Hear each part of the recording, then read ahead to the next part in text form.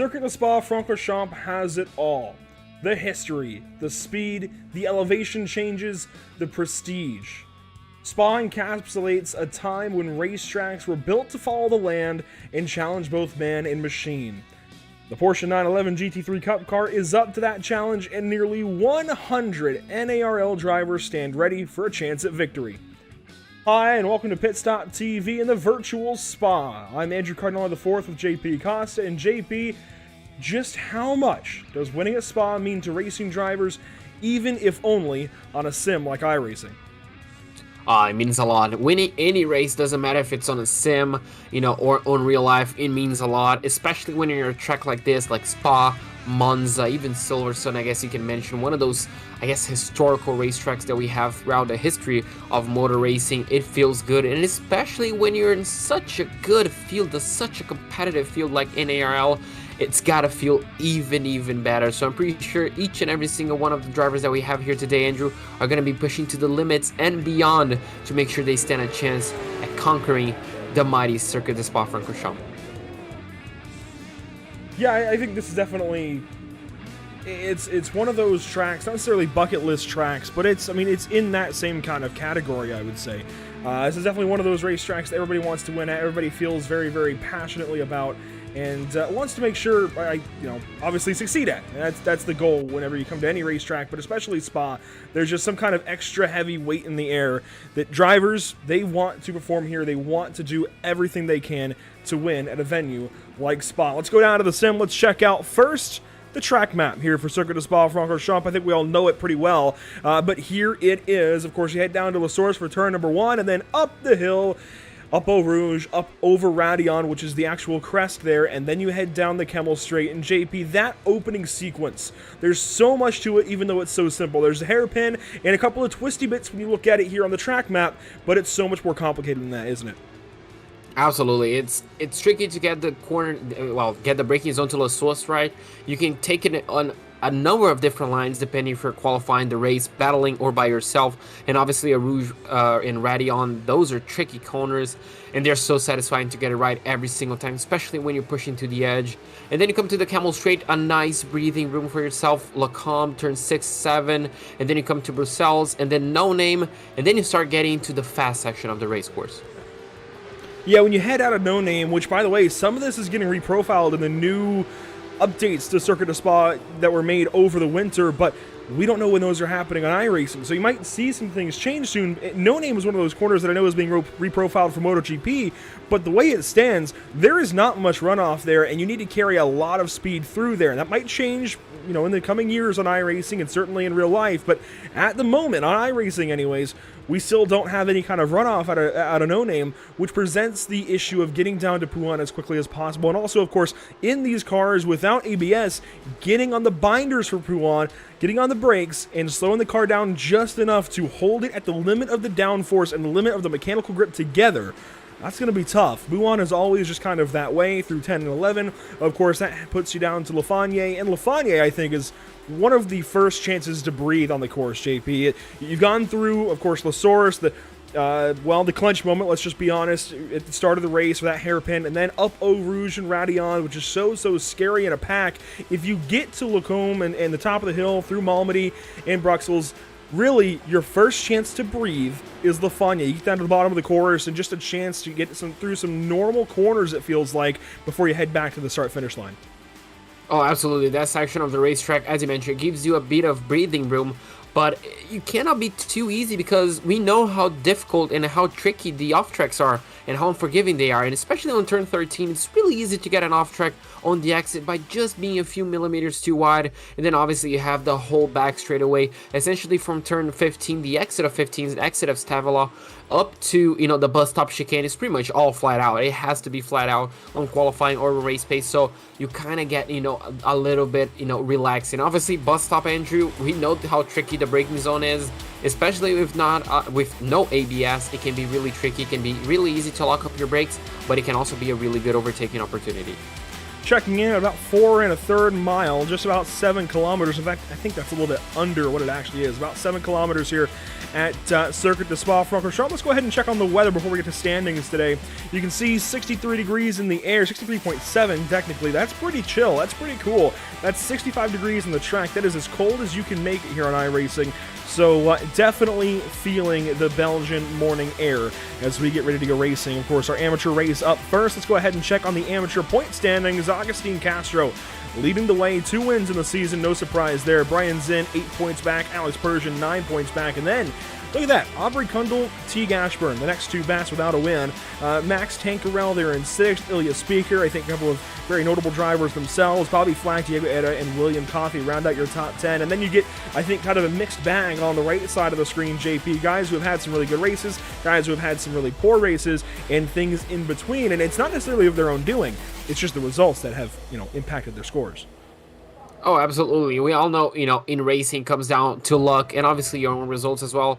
And, some of these drivers that are on the bottom of the top 20 or just outside the top 20, they still have a long way to come in the championship. And with the points, Andrew, being so close, it really rewards the drivers, they're pushing to be as consistent as possible. And if you have, just a bit, an off week, you just got caught up in an accident, that can happen to your competition as well. So keeping your head up high and keeping yourself, consistent, it's going to be key to make sure you're not only on this front page, the top 20, but also fighting for extra positions. So that's a look at the amateur standings. We will take a look at the pro and pro-am standings in just a little bit for the pro-am race, but for now, practice coming to a close. Let's take a look at the schedule right quick before we go any further, since qualifying is about to begin. You can see Hockenheim Ring, Daytona, Long Beach, Hungaroring. That got things kicked off. That was our first half of the football game, if you will, the first half of the game. Now, these guys are able to come back out of the locker room, refreshed, ready to go, and get back after it for 4 weeks of racing, 3 weeks in a row, then 1 off week before we head to Austria for the Red Bull Ring, Spa, Charlotte, Road Atlanta, and, as I mentioned, the Red Bull Ring to cap things off. Spa and Road Atlanta feel very, what's the word here, JP? Very normal. Well, maybe even Spa and Red Bull Ring over Spa and Road Atlanta.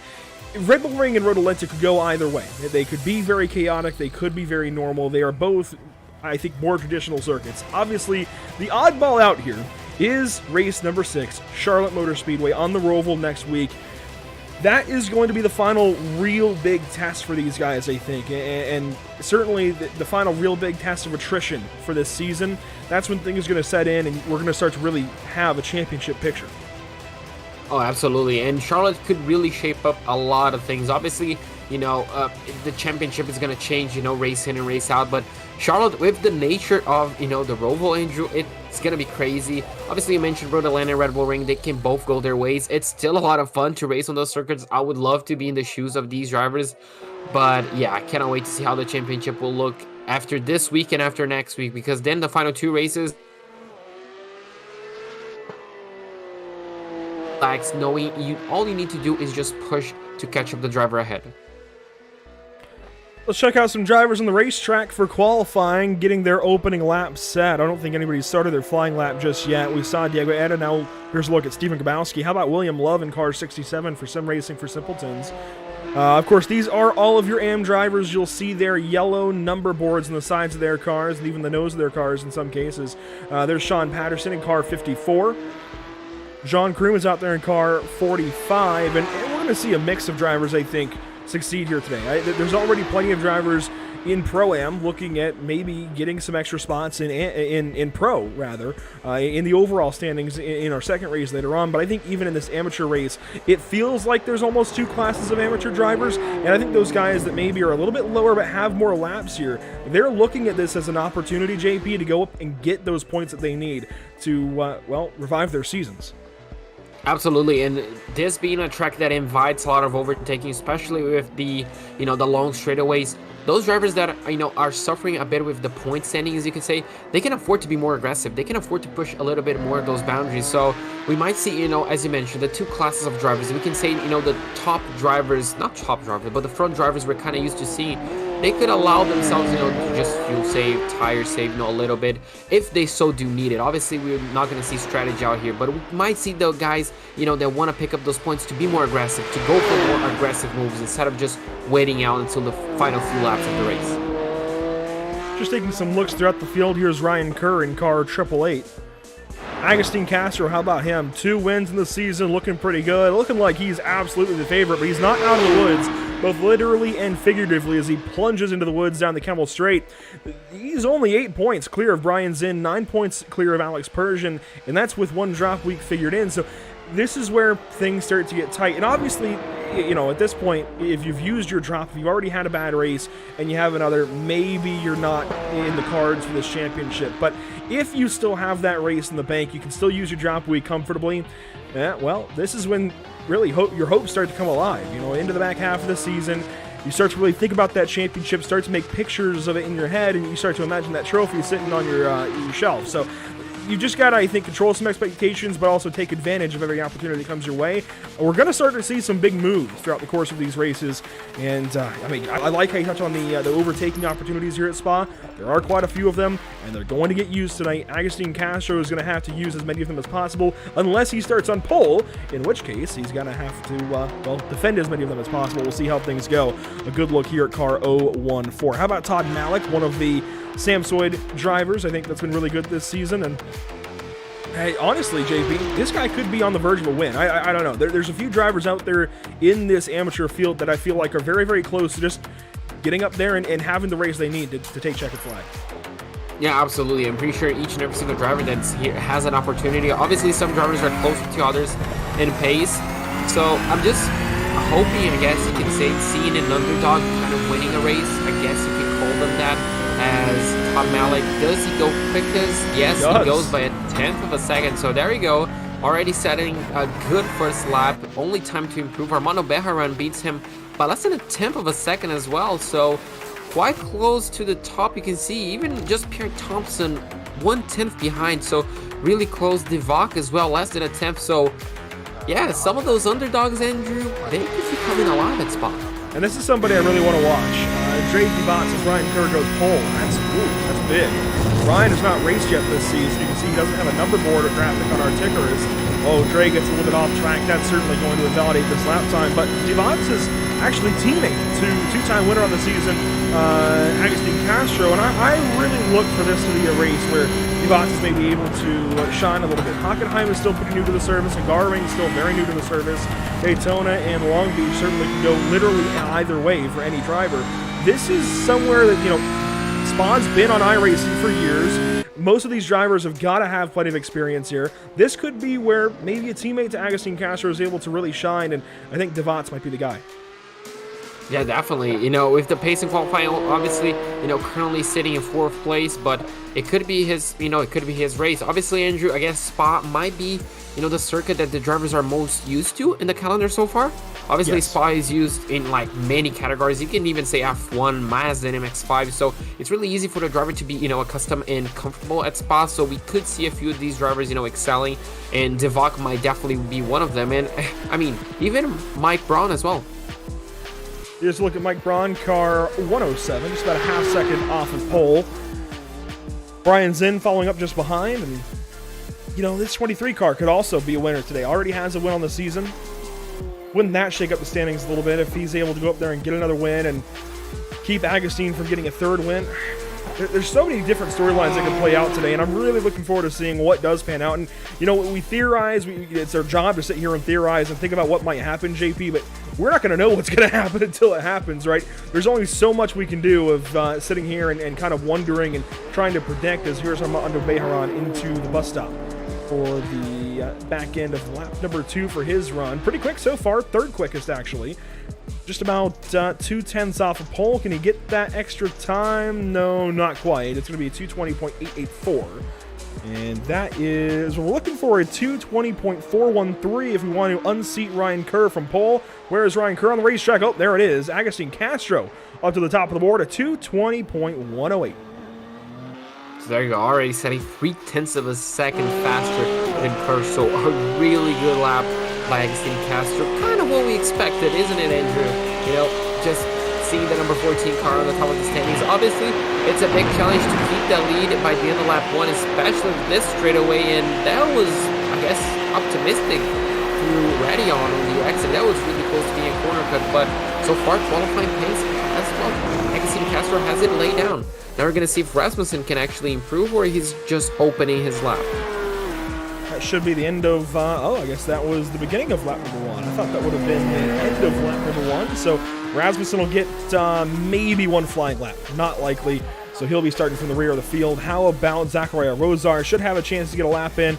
Now, Stephen Grabowski and Alex Persian, they've both been on the racetrack the entire session, but neither has a lap in just yet. And Alex Persian was just all over some of the dirt there. This is big. If Alex can't get a lap time down, a clean lap time down, this 79 car could suddenly drop well out of the championship. Yeah, absolutely. Qualifying is very important, and we know, Andrew, track position is very important if you're in the back end of the grid. Oh, obviously, track position is everything when you have 40 cars at Spa. Oh, absolutely. So, yeah, if something happens down into turn 1, you definitely want to be as front as possible to maybe avoid that. If you're in the back, obviously, one possibility is you might get caught up in it. The second, if you don't, you might just lose 10, 20, 30 seconds waiting for the cars to clear up so you can have a good opportunity to go back racing. So qualifying is extremely important, especially if you're a guy that's fighting for the championship. So this could be the lap that Persian needs. Looks like his bus stop wasn't really ideal at 120.5. That's going to set him count. Fourth place. So a good qualifying session. There's no denying a really good qualifying session. And, well, he's going to sit nicely for the start of the race.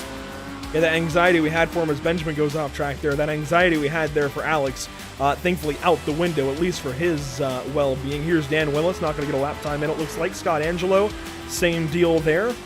Steven Grabowski looks like will not get a time down, and Zachariah Rosar, it's going to be close, and unfortunately it looks like for Zachariah Rosar, a corner shy. Those are the worst.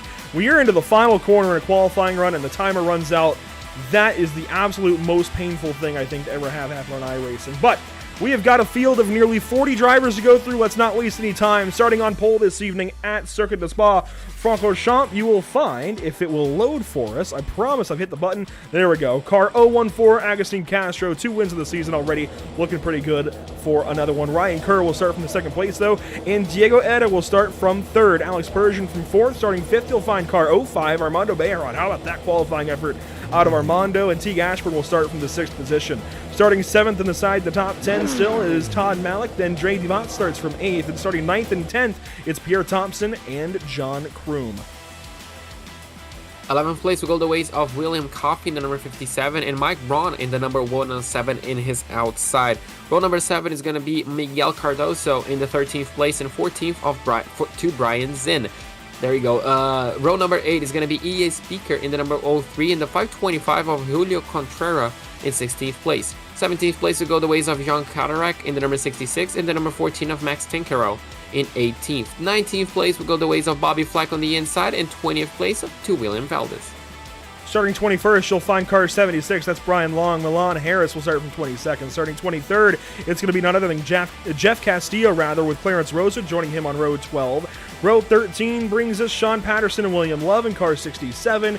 Starting 27th, you'll find Mike Weir in car 20. And starting 28th, it's Daniel Harris in car 68. To round out your top 30, we have got Eric Staropoli and Scott Angelo. 8 more cars in the grid. Let's get them quick. You've got Nicholas Sykes. You've got Dan Willis. Zachariah Rosar starts 33rd. Then it's Joshua Benjamin. Stephen Grabowski. Derek Dennis will start from 36th. Then you'll find Andrew Rasmussen and Billy Bowerman gracing our final row of our field of drivers. And JP, that's a lot of race cars. We're already, I think, getting pretty close to what this racetrack can handle. Let's see what they can do down to turn number 1. Let's turn off the music. Let's turn on the green lights. Let's get this race underway. Waiting on them all to officially fire. And green flag is out at Spa.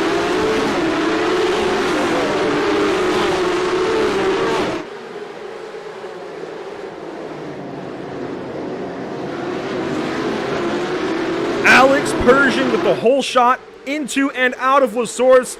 30 minutes of racing and already 20 seconds are burned. Persian leads up to Eau Rouge. It's Ryan Kerr, then Diego Eda, second and third, and they single file out. Look at that view, Andrew. That's absolutely a sight to be seen. Looks like we already have a few cars breaking the toe, going side by side. We can have side-by-side action up Rouge and Radion. So drivers already trying to make up positions as we head into the first big braking zone after the straightaway. Ryan Kerr bringing the fight to the outside of Lacombe, and he's going to have that spot. Maybe Persian fights back right down to the inside of the right-hander of Malmedy, but he can't hold on to the position. Ryan Kerr going to take over point. Armando Bejaran through into fourth. Agustin Castro has fallen down to fifth on lap number 1, and we're only into Bruxelles. What can he get back? Maybe a no-name. He's going to be looking to the inside now. He's going to be sticking to the racing line, trying to essentially follow the guy ahead, force him into a mistake, but looks like no mistake is coming as we approach Pouhon. You can see maybe going a little bit defensive. That is interesting to see, as Pouhon is not really an overtaking opportunity, but drivers are aware that, well, if the opportunity comes, they'll definitely go for it. The field is looking nice and spiffy so far. All 36 cars that started the race are still running, so to get through most of the first lap at Spa with all cars still moving, that is honestly a feat in and of its own. Let's drop a little further back in this field, see some of the other battles throughout. Let's go on board with Ilya Speaker in position number 18 maybe, and see what we can see from car 03. We can see, well, first things first, Andrew, I guess we can see a bunch of Porsche Cup cars. A lot of them up in front, but, you know, with the slipstream... Oh, you already see no! Massive crash, and Ilya goes over. Jean Karadek is in it. My goodness. Massive, massive accident. Julio Fernandez Cardozo, I believe, Contreras rather, was the big car involved. There's still more crashing. Steven Grabowski's around in Blanchimont. And it all started with this car right here, unfortunately, car 525, Julio Fernandez Contreras. Massive, massive accident. Cars trying to get through and finish up their first lap. Our leaders are into Losaurus, and we will stay with it as the field keeps after it. And look at that, Ryan Kerr well wide out of Losaurus, and that gives the lead right back to car 79, Alex Persian. Yeah, mistake, just went too wide into turn 1 into Losaurus. He's going to be compromised. He's going to be losing a little bit of speed throughout this. Look at the gap that Persian already built. Kerr might come under pressure from Diego Area just behind. They're 2/10 apart. Now we're going to see the effect of the slipstream. 3/10, 3.5 tenths. How much can Kerr close up? Looks like just about a tenth. But Diego Area is already looking down his inside, not close enough. Kerr once again goes too deep, and he's going to be conceding 1, maybe 2, 3, 4 positions. Oh my goodness. What could have been the best start to any driver's career in the North American Racing League suddenly goes well wide of that expectation, and not in a good way. He is down to 12th position, slots in behind Todd Malik.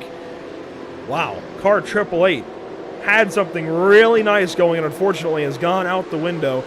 Not in the best of ways, certainly. Alex Persian going to lead down to Pouhon. Diego Eda there in second place. Pierre Thompson through to third. How about that? Agustin Castro looking good in fourth place. Teague Ashburn in fifth. And I told you to watch out for car 12. Dre Devats, how about it? Sixth place so far. Yeah, really good showing for him, at least on the first few laps. Sixth place overall. He's, 1.4 seconds looks like behind. Agustin, his teammate. He just rejoins ahead. I was trying to find the car on the escape road. So, Agustin, a mistake from him. Not something we're used to seeing at all, Andrew. So, drops it just one position. Those tires are going to be maybe a little bit overheated and with a little bit extra wear. But I wonder if it was just a self-inflicted mistake taking too much curb. Well, it wasn't a battle there with Pierre Thompson for third place, so anything could have happened, but it was a good recovery there from Agustin. And now Dre Devants is going to have company from John Kroom. This will be for sixth. We'll see if John can do anything here to the braking zone for the bus stop chicane. And it looks like the answer to that question is a no for now. But Armando Bejaran just behind. Recall that Armando started from fifth, is down into the 8th position, wants to get some of those spots back, and is just ahead of William Coffey, who has moved up a couple of spots since the start of this race. Todd Malik now doing battle with Mike Braun here. This is for 10th. Todd has the inside line. We see a little bit of a lockup. I wonder who that was, but looks like everybody's still on the racetrack. We're almost going 3 wide up the mountain, up the hill. Not quite. Todd Malik is going to retain that position for the time being. So, well, it's his position for the time being. You can see Kurt just on board, just behind these two, and you can see how much steering input he's putting in, Andrew. Looks like those tires I'm not quite sure if he needed that much, so I wonder if there's something wrong with his car. Well, these cars are definitely aero dependent, and when you're packed up behind cars like that through Eau Rouge, you're not going to have that front downforce. And I think that looked to me like fighting the lack of front downforce up Eau Rouge. We'd have to see what Persian is doing maybe with that clean air if he's able to actually have a normal steering input. But that looked like he was fighting the lack of downforce there, but I could be mistaken. As look at this gaggle of cars. Armando Bejeron doing battle, and that is Jay Devat on the outside of Bruxelles, losing positions, I think, with a slowdown. Yeah, definitely a slowdown, unfortunately. On the worst place possible, losing a lot of positions. You can see drivers trying any way possible to get it through to him, but looks like he's going to be retaining for the time 10th position. And you can see Cryo on the inside getting that 11th position back. So, yeah, unfortunately for the number 12, Andrew, not a great as a start. So, the lap before we saw his teammate having trouble, now he has a bit of trouble. A little deeper in the field, 23rd, 24th, 25th. We're looking at William Love, Joshua Benjamin, and Billy Bowerman. Bowerman wide, and he's going to crash. Maybe. Does he keep it out of the wall? Yes, just barely. What a catch. What a catch as well. And luckily, there was no one really close to him by the time he rejoined the race course. Just came across it, and luckily for him, it was a clear patch of road. But a great catch as well. I mean, not coming out of a lot of damage, maybe even not any damage. Moving back forward in the field just a little bit. Watching car 168, Scott Angelo chase down Max Tankerell. This is for the 14th position, as Angelo stays in the 15th spot. Let's see what he can do. Maybe the Lasor is going to have to try and get a run out of the bus stop, and it's so important to get that bus stop just right. That sets up your rhythm, I think, for Lasor. So if you're able to nail the chicane at the end of the lap, that really begins your lap on a nice foot. Of course, gets you a good run on this home stretch as well into Lasor's. And if you're able to get that rhythm down, you have a good little run through Lasor's potentially, get on power nicely, you're going to have a good time headed up to Eau Rouge and over Radion and headed down the Kemmel Straight. So it's all just such a flowing racetrack here at Spa. And not flowing in the way that Watkins Glen is flowing, it all just kind of flows together. It feels very natural, but everything here connects into itself. It is a full lap that you need to put together. You can't just compartmentalize these corners. You've got to get it all together at once. Absolutely. As you mentioned, it all starts on the bus stop. If you just go a bit too wide, it's going to be compromising either the first or the second section. As you can see, a lot of drivers getting close together around here. We saw a few drivers maybe lifting I think Kerr had a little bit. Down. Oh yeah, maybe a slowdown as well, but on the exit of the Radion, it's really easy to get a slowdown, especially as we saw, Andrew, how affected the cars get as soon as behind someone. But yeah, getting each and every single corner around here is so important, especially with the massive straightaways. Here we go, back inside the top 10. William Coffey maybe going to have a move on John Kroom. This will be for 7th if he can do it. And he's going to bring Todd Malik into this fight. So 7th, 8th, and 9th, all a nice little row. And William looked down to the inside of Pouan. I don't know if that's really a passing opportunity, but I love the optimism trying to look for any way by. Well, Fournier, however, that's a decent passing opportunity. Takes a look to the inside. No dice. Yeah, not quite close enough to make that move stick, but, well, looking definitely racy, Andrew, and that's something I'm really liking to see. A lot of drivers taking a little bit extra risk than what we've seen on the past few races, I think, which is really good to see. Obviously, taking more risk means more overtakes, a few more mistakes than usual, but I guess it's always a welcome challenge. Loving these static shots around Circuit de Spa-Francorchamps. The weather for this race, it's holding steady, although that track temp is starting to creep up ever so slightly. And I do wonder if that track temp might be a little further north for the pro race and how that might affect things. Drivers, if you're out in the chat, by all means, let us know what your thoughts are as far as temperatures as you get ready for your Pro-Am race. That is a heck of a shot, watching these cars come through the bus stop. Oh, absolutely. I love that shot in the bus stop, seeing all those drivers slowing their cars down, swinging right and then swinging left. As you can see, we have the first car coming down in the pit lane.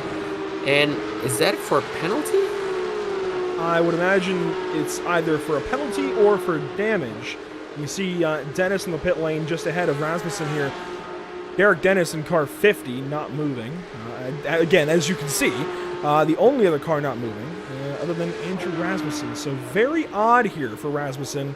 We shouldn't see any pit stops. This isn't the GT3 series where they do have to get fuel, but Very odd nonetheless. Let's go back up towards the front. John Kroom, William Coffey. They do battle down the Kemmel straight. And oh, there's contact behind. Dre DeVotts and Mike Braun contact into Lacombe. And Dre DeVotts well out in the grass. And I'll take the responsibility on the curse this time, JP. I talked him up in qualifying, talked him up at the start of the race, and it's been downhill from there. Yeah, the curse is on you this time. Oh! Oh, no! Well, that's unfortunate. That's even more damage. But looks like the car is not actually in that bad of a shape. I'm afraid after for that right rear. That right rear is towed out. Oh, so it might be a meatball flag. I'm not quite sure, but yeah, what once was a good, promising start of the race, unfortunately, kind of went downhill from there. You can see the car struggling to turn right, and it all started actually on the middle of the straightaway. Yeah, it started coming up to Lacombe into the braking zone, so let's get a look at it down the Kemmel straight. Mike Braun gets a run. He's got help from one of the Junkers cars just behind, and Dre just kind of comes over, I think, trying to side draft, makes contact, and unfortunately, this entire string of events really comes down to that bit there where he made the bit of contact to start things off. And then, unfortunately, he's trying to do the right thing here and be careful on this rejoin, but ends up doing the exact wrong thing, comes out onto the racetrack and hits the 127, I believe, of Dan Willis. And, yeah, goes from there. Yeah, unfortunately from that contact on might be terminal damage. But yeah, just an unfortunate incident. As you mentioned, just trying to get a little bit of a side draft, just trying to get that a little bit of extra performance down his car. And you can see a little bit of that damage. Now the question is, Andrew, does he come down in the pit lane? I would assume so. But obviously, currently 23rd place. There's obviously the possibility that he just might continue for the remaining 17, 18 minutes. And yes, he continues.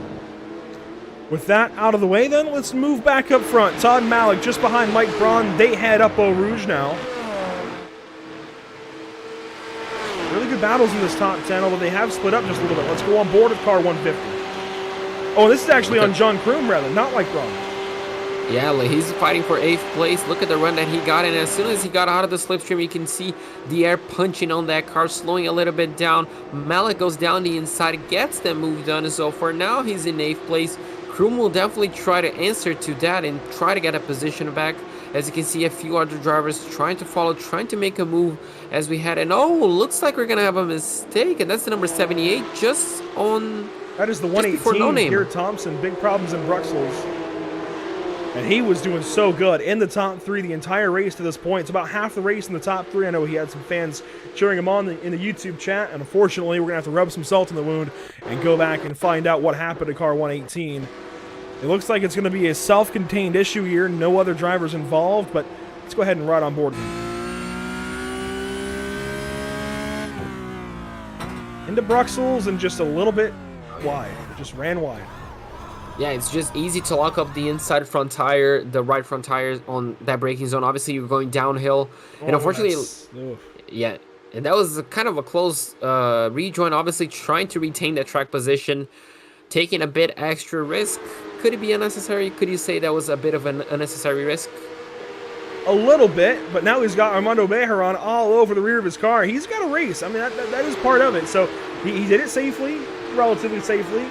Gets on in front, and, hey, the race keeps going, and he's got to race Armando Bejaran now down to the bus stop here. He's still ahead of car 05. This is live picture that you're watching with just over 15 minutes to go. Pierre sorts out into position number 5, which still is not at all bad, but Armando wants it.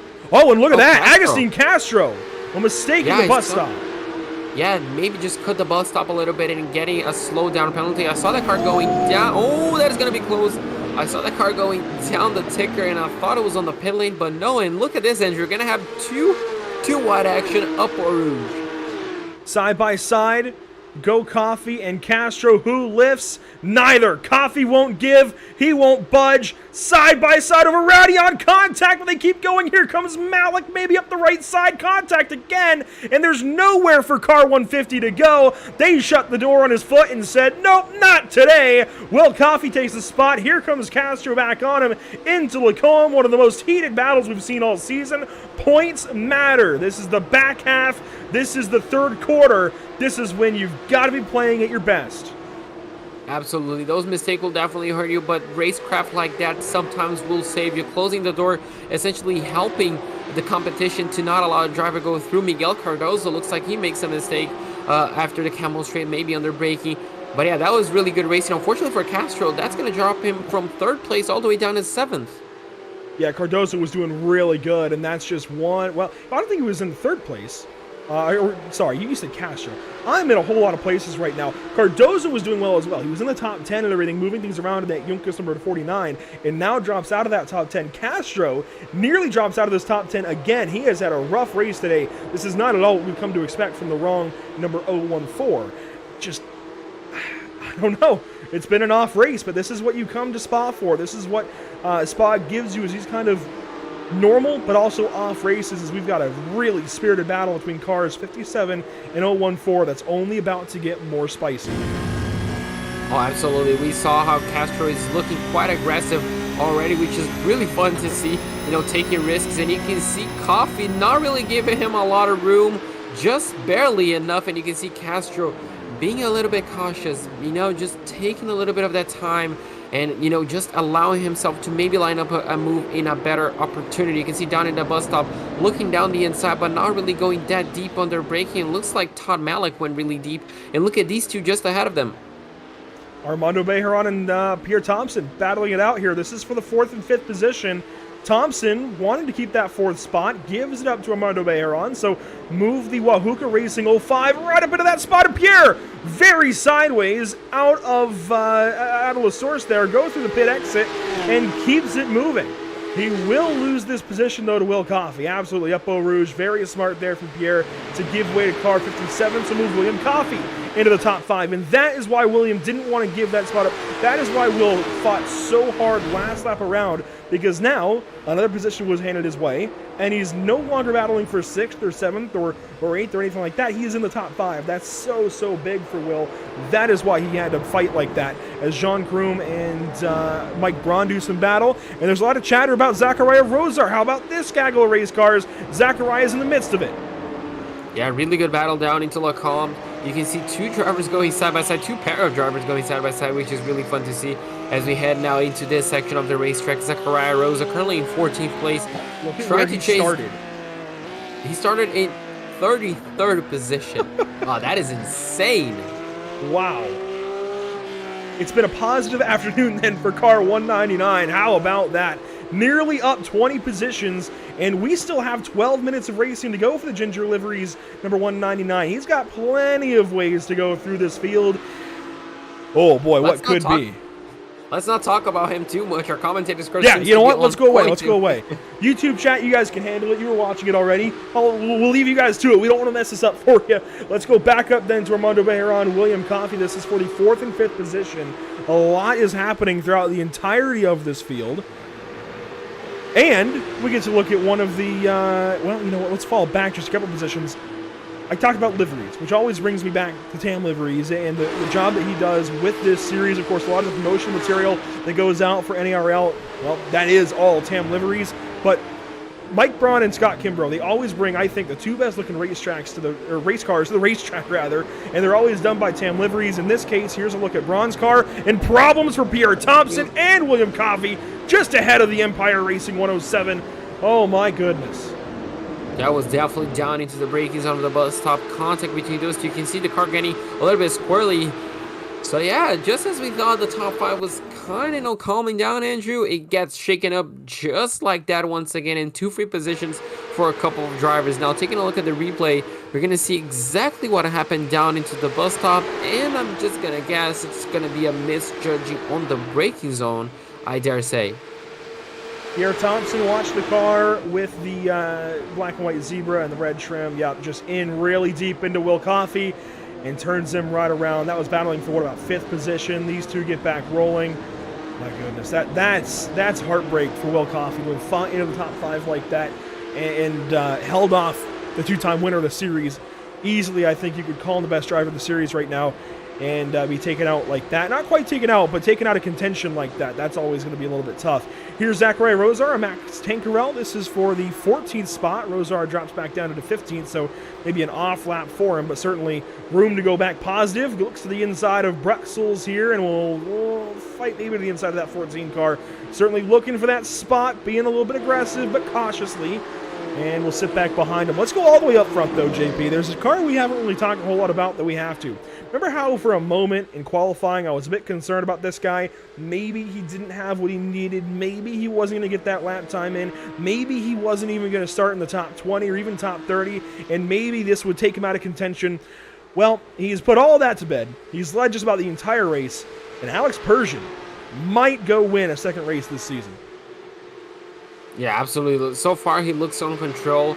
I was looking at the gaps at the beginning of the race, and it came down to around 0.4 of a second, and he managed to build that gap up to around 3 seconds, and it's remaining, at that point. So it's really controlling the pace. Diego Ari is keeping him, on point to make sure he doesn't do any mistakes, doesn't make any mistakes.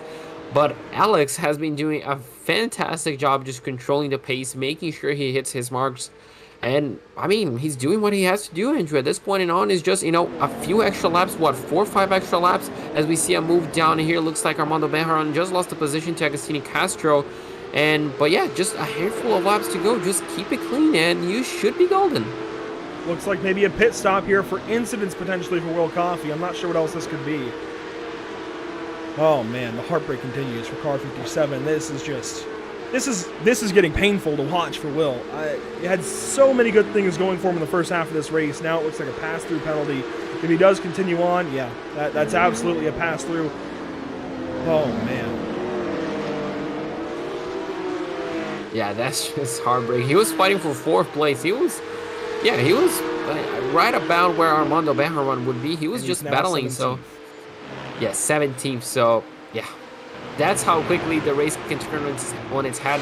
Luckily, he still keeps going. He's still persevering, so he definitely wants to make up a few positions and definitely want to score some extra points. So really good to see him, just persevering, even though he has he had just, essentially 3 terrible laps out of luck. But hopefully we can see him, getting close to that overall top 10, maybe even top 15 is definitely in the cards. As we encroach on the finish of this amateur race, a reminder to check out our social media. Zach Merritt is holding things down over on socials tonight and doing a fine job, if I do say so myself. Here we go. Agustin Castro going to take a look down to the bottom side of the racetrack. Not only do you want to see Zach Mertis' beautiful pictures over on socials, but you definitely also want to keep up with all things Pit Stop TV, broadcast updates and what have you. All of that kind of stuff goes on in our social media, Facebook, Twitter, and Instagram. This is a really good battle, though, and Agustin just pressured Armando Bejaran into a big mistake through Lafayette. Takes that spot away. That's good for 4th for car 014. What's been a roller coaster of a day for Agustin is starting to look pretty darn good. That was an absolutely beautiful move. He was lining up that move even in Pool. I wasn't expecting to see him going down the inside into Pool, but he definitely did. So he's very confident on his machinery right now. He has pretty much a clear road, so he essentially just has to drive away. But I like the confidence we see from Agostini. It looks really good. Obviously, it's very fun to watch. But it looks like he's still not done. It looks like, he's still going to have to defend a little bit. Just as I mentioned that, Andrew, the commentator's curse is on point. Well, it's not a curse just yet. He holds on to 4th. Nope, never mind. Now it is a curse. Oh, Agustin. The roller coaster continues, and that was one big drop-off right there. All right, does that count as the curse? Yes, we're blaming you for everything. Here we go, side-by-side battle. Oh, my. This is wild stuff here as we get down to the final 6 minutes of the race. Mike Braun all over the place with John Kroom. Pierre Thompson in this battle. I don't know what's going on. Let's watch them up Eau Rouge at least and into Lacombe. We might not even be able to take a replay of all that. Just everything that's happening so quickly. You can see 4 cars on a straight line. We might even see 2 pairs going side by side. We might even see, toe-to-toe action, just bumper to bumper. As you can see, a few cars looking down the inside, a few of them Braun still yet out to decide. We almost went 3 wide, and yeah, there you go. That's just how quickly the move can be made. Wow, boy. That was close. Pierre Thompson up the inside, contact there with John Kroom, and John goes off in the dirt. And car 45 is headed south for winter. That is not where he needed to be in this situation. Jeff Castillo also problems into Lacombe. He is well out in the not where you want to be stuff. I couldn't think of one quickly enough. Scott Angelo with a problem. He was slow, just lost a spot to Bobby Flack. Oh my goodness, this race, it is growing me some gray hairs currently. Down to Poulan, here we go. Ryan Kerr in a battle with Pierre Thompson. Agustin Castro now 9th place is in all of this. Agostini just trying to get those places back. He was, what, in 4th place, Andrew? At the time of the incident, you can see how confident, really confident under braking. That could really hurt him if he gets a penalty on the late stages of the race or a post-race penalty. That could really hurt all the challenges that he's trying to do. But boy, the number 14 has a lot of brakes, has a lot of braking power on his foot. So I should expect to see him move down into the bus stop if he is close enough. And I don't think that's going to be the last we're going to be seeing from Agustin trying to make a move. As you can see, battle's just outside the top 10. Zachariah Rosa just chasing Max Tankerall for 12th place as they head into Blanchimont. They're going to be holding position, but maybe Andrew down into the bus stop. No, looks like Zachariah taking a little bit easy to make sure he finished within, what, 3.5 minutes to go. Well, he is up 20 positions. I think that's a pretty positive day no matter how you look at it. So whether he gets the spot or not, I mean, he's got to be happy with things. Zachariah this is one heck of a drive. It's not necessarily one of those storybook drives, but it's pretty darn close to have driven from 33rd to 13th in this race, have a clean car, and have not angered anybody, hopefully. This is really impressive out of car 199, and certainly a run worth talking about. If he's able to take this anywhere in the championship standings, we might have to come back to Spa, remember Spa, and talk about that one for a little bit. Up Eau Rouge he'll go. He's still 13th spot, and chasing 12th place Max Tankerell. Further ahead, there isn't a whole lot going on aside from this little gaggle of cars. Ryan Kerr kind of close to Pierre Thompson. Not a whole lot happening ahead, and really not a whole lot happening behind, although Sean Patterson may have a run here. Yes, Trey Devats might lose this spot. This is now for 22nd. Devats does lose that spot, and Patterson goes on by. Just gone on by, just essentially sails past the number 12, and that was for just outside the top 20, if I'm not mistaken. Yeah, was it, Andrew? Yeah, 22nd. So, yeah, losing yet another position as we cut once again to the battle. That's Mike Braun leading. Looks like we have a slow car on the inside. Is that a lapped car? Yes, looks like it is. So Mike Braun still in 6th place, chasing, well, essentially holding back a 4-car grid just behind. So Pierre Thompson from Kerr to Agustini Castro.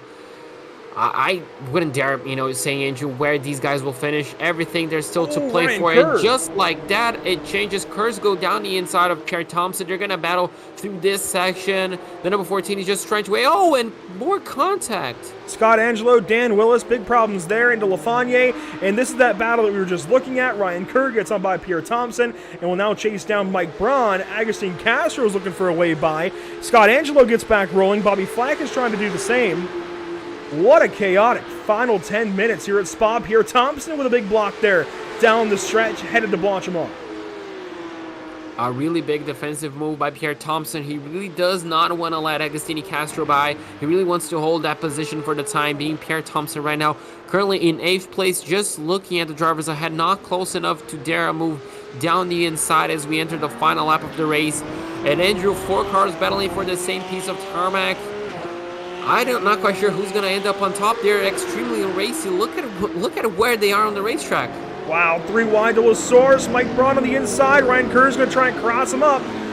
Agustini Castro gets to the inside there of Pierre Thompson for a moment. Pierre with a big run out of the corner. Took the long way around.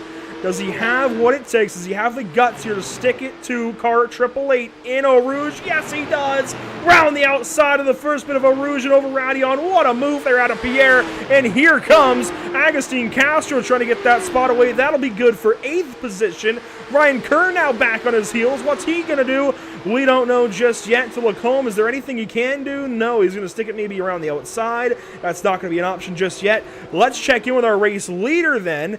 Out of No Name, headed down to Poulan, and Alex Persian, nice Sunday drive. Let's bring my voice back down a little bit, calm back down. That's the situation here for Alex Persian. 4 seconds clear of the rest of the field, 4 seconds clear of this mess, and then some. Yeah, absolutely. You can see Pierre Thompson. Looks like he was looking down the inside of Mike Braun into no name. We don't see moves happening there. He's going to be compromised on exit. Agustin Castro is going to have to look to the outside of Pouon. Will he try to hold it? Yes, he will. He goes deep under braking. Pierre is going to close the door. They're both going to go wide. They're almost making contact. This is brilliant racing between the two. Agustin Castro is now going to have the inside line through this section, and that should be moved done and dusted. Pierre is going to try to hold it around the outside. He has a little bit of a bumper.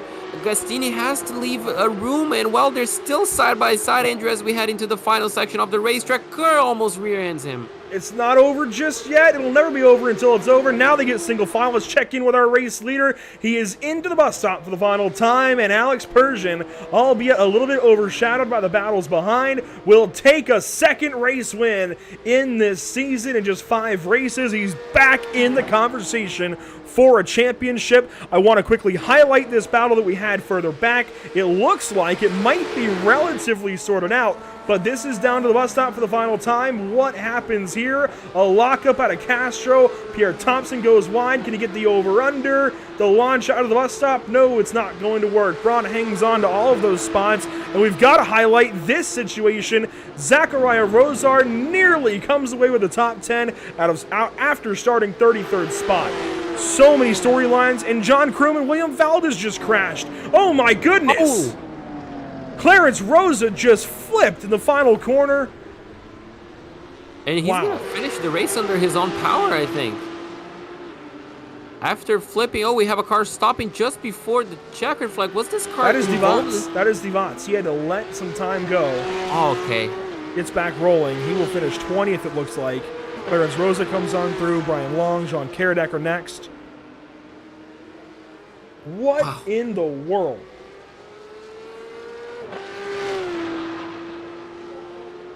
I see Roman Yolo in the chat saying that Alex must have had a good coach. That makes a whole lot of sense if Stu was in the box for that one. That makes a whole lot of sense. What a race out of Alex Persian. What a race in general. Yeah, it was fantastic. We have, I mean, as you mentioned, so many stories. Persian just controlling the pace. Diego Ari and Teague Ashburn just kind of running their own race. And then from 4th place on, I guess you can say, just a crazy last 10-minute battle. Just going for it, just trying to overtake. It's a race of contrasts, I guess you can say. Alex Persian obviously is going to come out with the race win, 4.6 seconds at the end ahead of Diego Ari, who also did a fantastic race as well, just on his own pace. Teague Ashburn 13 seconds behind in 3rd place.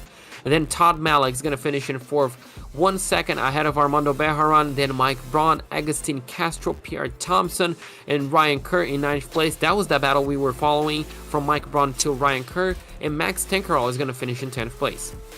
Finishing 11th, you'll find the 199. That's right. Zachariah Rosar from 33rd spot, only 32 seconds behind the race leader when it's all said and done. That is so impressive. Dan Willis comes home 12th. Will Coffey there in 13th. Really should have been at least the top 5 for Will. Miguel Angel, I know you've said it. Anyways, Miguel Cardozo, I'll say, in 14th spot there. Joshua Benjamin in 15th. William Valdez in all of that mess comes home 16th. Jeff Castillo 17th. Sean Patterson 18th spot. I know that's that's quite good for Sean Patterson, given the start of the season he's had. I know there's been a lot of chaos for Car 54. That's a good turnaround to get a top 20 here today. John Kroom there drops all the way down to 19th and all of that. Whatever happened there in the final closing laps. And Clarence Rosa, after doing a barrel roll, JP, still a top 20. That's a pretty good result. Not a lot of drivers can finish in the top 20 on a 40-car grid after doing a couple of rolls, but he did it. Brian Long is going to finish in 21st place, just 0.7 of a second ahead of John Kadarek in 22nd. Brian Zinn is going to finish in 23rd ahead of Bobby Flack. Julio Fernandez Contreras is going to finish in 25th ahead of EA Speaker. Andrea Devas is going to finish in 27th. Billy Bowerman in 28th. Andrew Rasmussen in 29th. Scott Angelo in 30th place. Finishing 31st, you'll find Milan Harris in car 69. Then it's Mike Weir, William Love, Daniel Harris, Derek Dennis, your top 35. And these are where some of the guys, unfortunately, had early exits to today's race. Stephen Grabowski there in 36th. Eric Staropoli and Nicholas Sykes, unfortunately, it looks like, do not take the start of this race. Well, JP, I don't know what to make of that one. But what this does mean is that we have one certain driver to go ahead and talk to. Alex Persian is headed your way.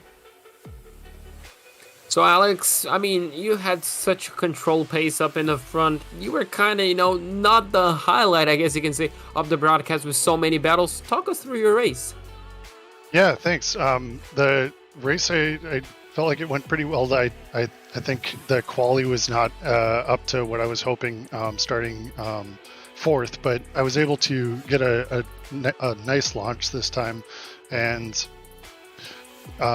then screwed up Orouge and Radion, but was able to kind of fight back and had some good battles with Ryan, who I think unfortunately locked up or something, and yeah, from there it was just kind of head down trying to keep a distance from Diego, because I knew that he was really quick here as well, so just kind of conserving tires and making sure that I kept some pace. Absolutely, and obviously running up in the front, what kind of strategy do you keep yourself focused, essentially lap after lap, to make sure you're creating that gap, trying to avoid mistakes? Oh man, I think that's my biggest challenge, is just like maintaining focus and not necessarily just focusing on the next corner, I guess. And I guess I try to think of it from the standpoint of like calling out the breaking point in my head, or calling out like how I'm gonna go for the exit of that corner in my head, just to like kind of keep my mind focused on that corner, to prevent it from wandering off. And absolutely, and turning to next week, obviously a very different race course than Spa-Francorchamps is going to be Charlotte. What are your thoughts coming to it? I'm looking forward to it. Charlotte was one of the tracks that the 992 was first on when it just came out, when it just released on iRacing, and it led to some really fun races. So I'm looking forward to next week. I hope that we'll see similar racing here in the league. Well, absolutely. And with that being said, Alex, who do you have to thank? Who do you have to shout out for your win here today? Oh yeah, definitely. Like, shout out to you guys and everyone that puts on this league. This is a fantastic experience to be a part of. Shout out to Moradnis Coaching. This time, Juliana Roman, not even going to try and pronounce the last name, Stu, helped me with some superb coaching, and so keeping his advice in my head as I was going around the lap, or going around the track, really helped out. Ginger Liveries for creating this awesome flying lizard replica, and last minute getting that Ukrainian flag on there on the top, and yeah. Well, absolutely. It was a fantastic race from you, Alex. Hopefully we can talk to you next week. But with that being said, I'm going to let you focus and enjoy the rest of your week.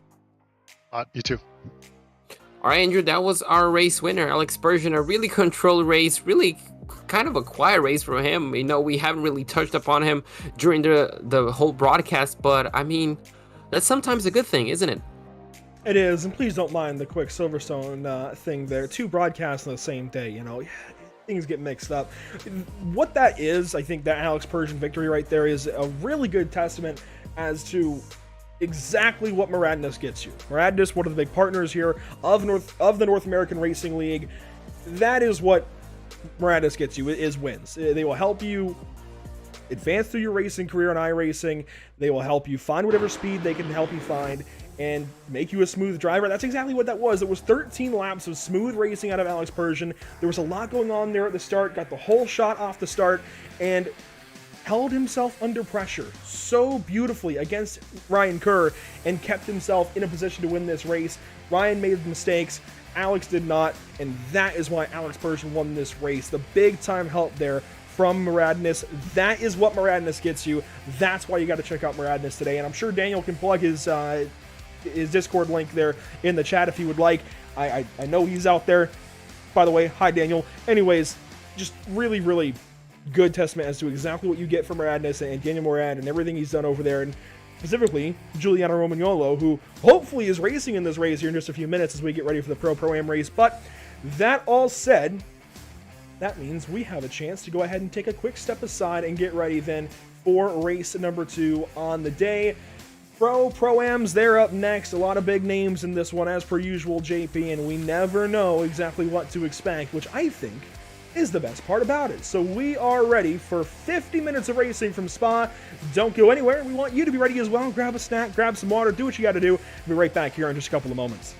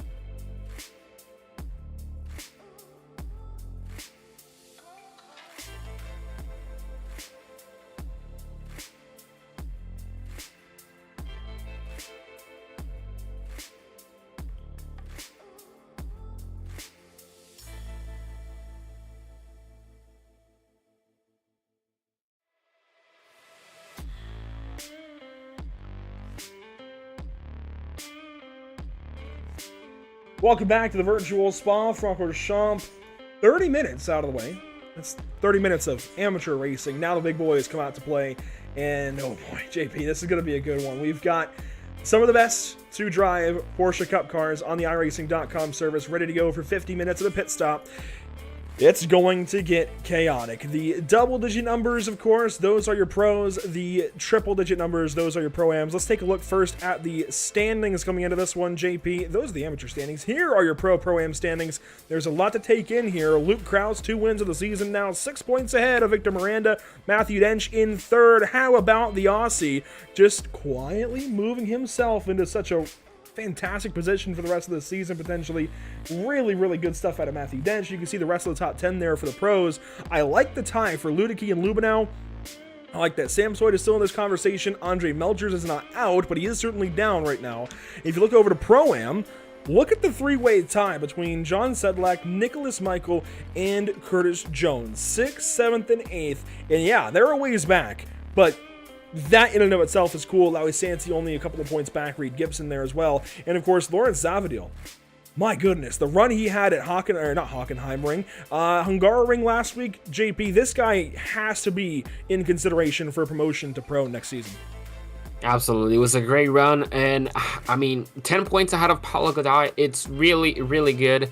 Obviously, it's only 10 points. It can all change tonight, but it's still a good showing. And if you think about it, on the Pro-Am side, you have Rafael in 4th place. And 10 points behind him, it's 10th place. So it's still a lot to play for. The same gap that we have from first to second, we have from 4th to 10th. So it's really close.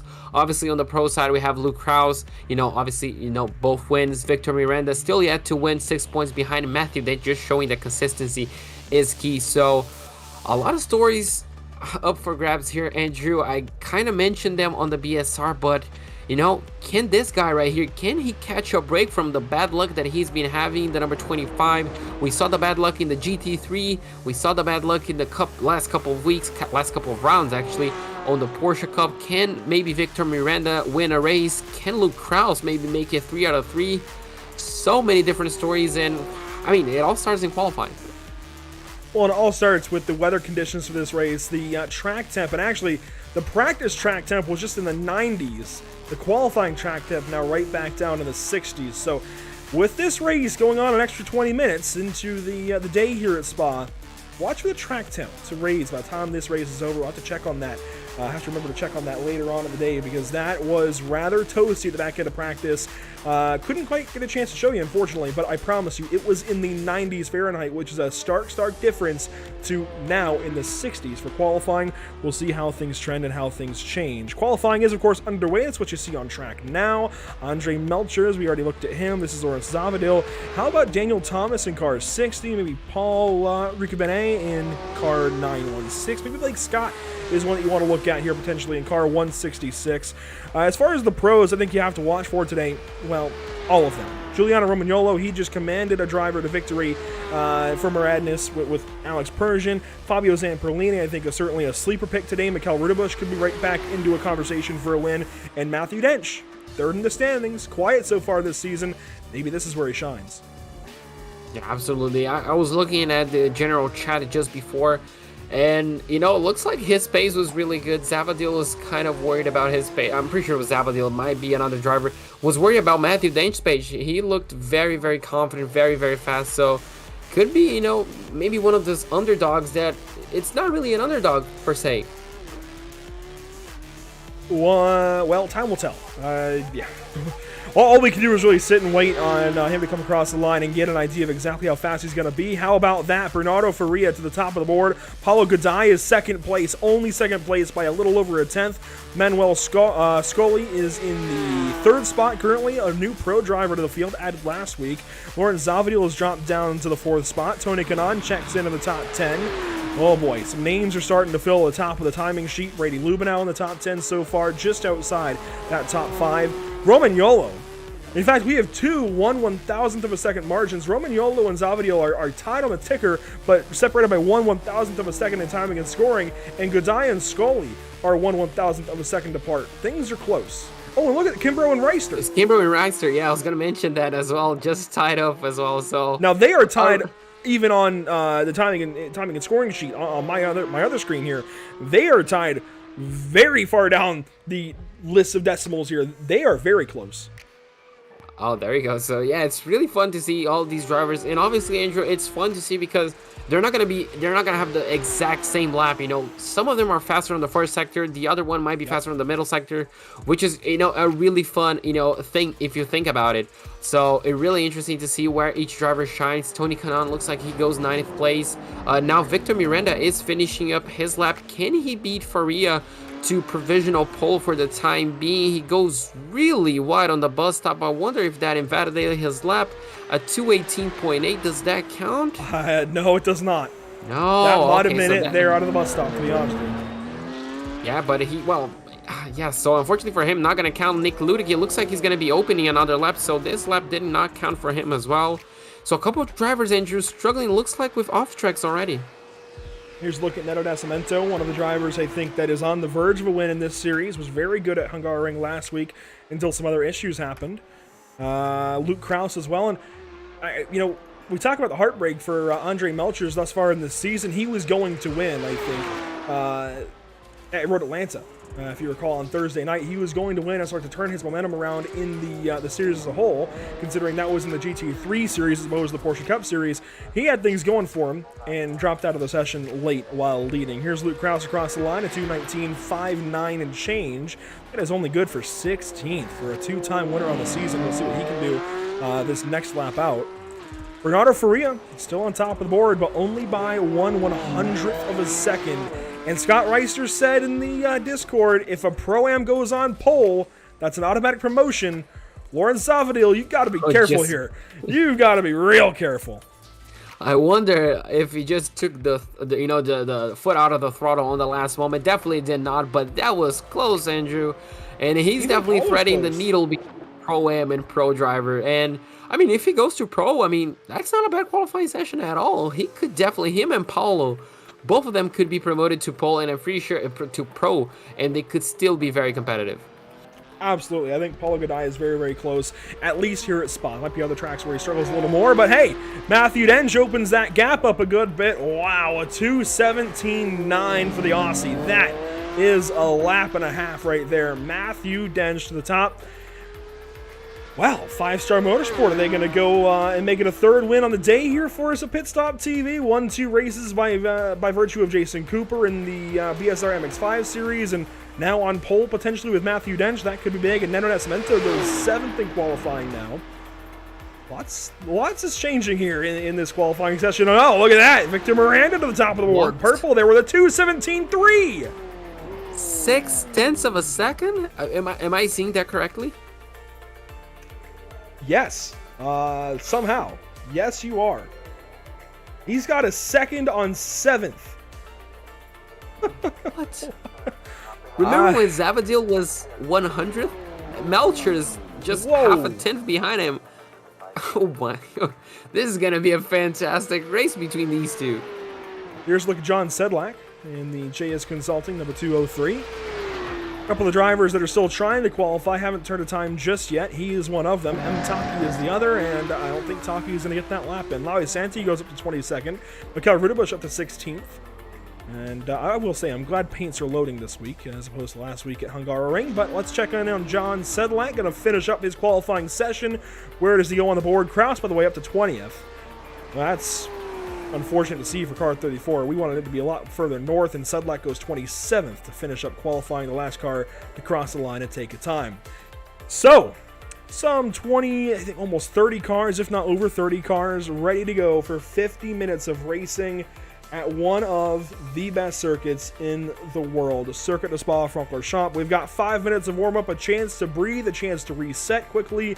We'll be right back to you after a quick message from our partners here at Pit Stop TV.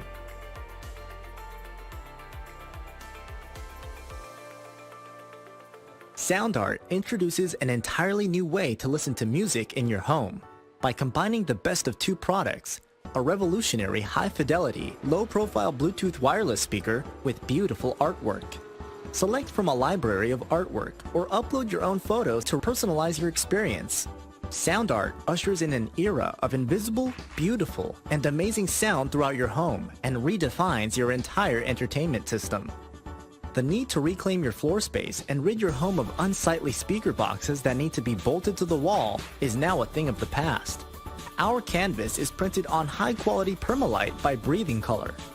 And select from our gallery or upload your own. Standard sizes include 16 by 20 and 18 by 24 canvas wrapped. Custom sizing is available, as well as surround sound options.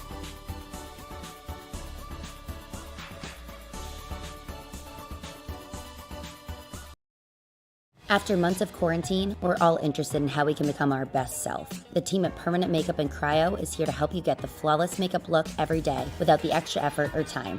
When it comes to your appearance, you deserve the best care that money can buy.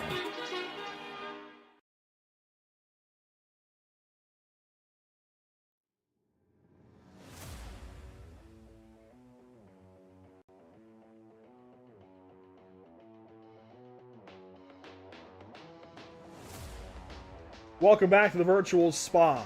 50 minutes lie ahead for each of these drivers. You know, JP, I don't really know what to say after that. We're going to see a whole lot happen in the next 15 minutes. Of course, fuel saving will be on everybody's mind. That tends to be how things go. But we've got two drivers that seem to be a half second clear of everybody else in this field. And we're going to have one hell of a battle behind them. And I will use that word in this case. It is going to be amazing stuff behind them. Third on back. And let's not necessarily say that first and second are going to walk just yet, but it's looking like they can if they so choose. Absolutely. On qualifying, normally we get, what's possible to do on the race, how quickly a driver can drive the track, and with those two, the top two being half a second quicker than the rest of the field, it kind of, it just brings that question. If they so need to push, do they still have, that half a second with worn out tires, with, obviously the lighter car towards the end of the race? Still a lot of questions, but obviously, Andrew, to get, thinking about the back end of the race, the final few laps after everybody made their pit stops, they still need to survive the first few laps, which we know are the trickiest ones. A minute and a half just about remaining here in warm-up, and the weather, well, the weather is holding steady. It's still just about 66 degrees in the sim. Let's go ahead and come back into the sim, actually, and take a look at the conditions as the warm-up session rolls on. Things are holding very, very steady. The winds, though, they are a little higher than I would have expected for today, so we'll see how things change throughout the course of the race, and if that is at all a concern for these drivers. If it stays about where it is, it shouldn't be too bad, but Blanchimont is always Blanchimont, and what I mean by that is it's scary. It always tends to reach out and grab you sometimes when you're least expecting. You can see it there, turn 17, almost dead center of that graphic. It's definitely an issue, especially on cold tires, which it seems like we are going to have today, certainly at the start of the race, and maybe if anybody does change tires throughout this race, maybe they have a spin or whatever, maybe they have to consider that as the race wears on. JP, I do want to mention real quick some of the partners here at the North American Racing League. There's a lot of people that make a lot of great things happen, and it wouldn't be possible without any of them. Of course, you see them all on your screen now. VRS providing a lot of the setups and setup help. Maradness, of course, providing a lot of the driver assistance and just being an overall resource for anybody in this North American Racing League and anybody on iRacing, really. Again, you've got to find Maradness today. I don't personally have a link to their Discord, but I'm sure you can reach out to Daniel Morad or Giuliano Romagnolo or anybody else like that and get an invite to their Discord and start picking up speed today. Tam Livery will get you taken care of as far as the liveries go, taking care of all of the social media assets and everything like that. All those social media posts that you see from North American Racing League themselves, that is all Tam Livery, and it looks fantastic. And let's not forget JS Consulting.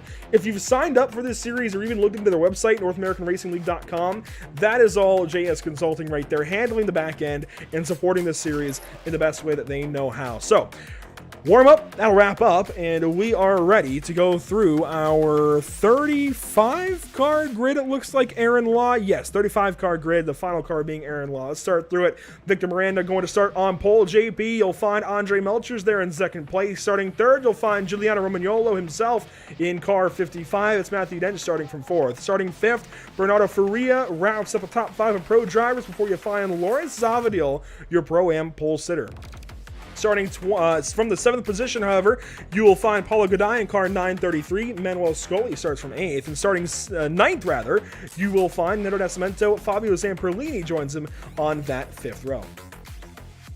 11th place go the ways of Daniel Thomas on his outside. Brady Lubinow in the number 11. 13th place will go the ways of Curtis Jones in the 999, and the number 173 of Alexandra Torchio. Rafael Bonaficio is going to start in 15th place. Mikael Rudebusch in 16th place. 17th place will go the ways of Scott Reister. Alongside him, Spencer March. And that's all we have time for, Andrew, because the red lights are on. Ready to go for 50 minutes of racing at Spa, just waiting on the cars to fire. There they go, off of the line, and we are racing for 50 minutes.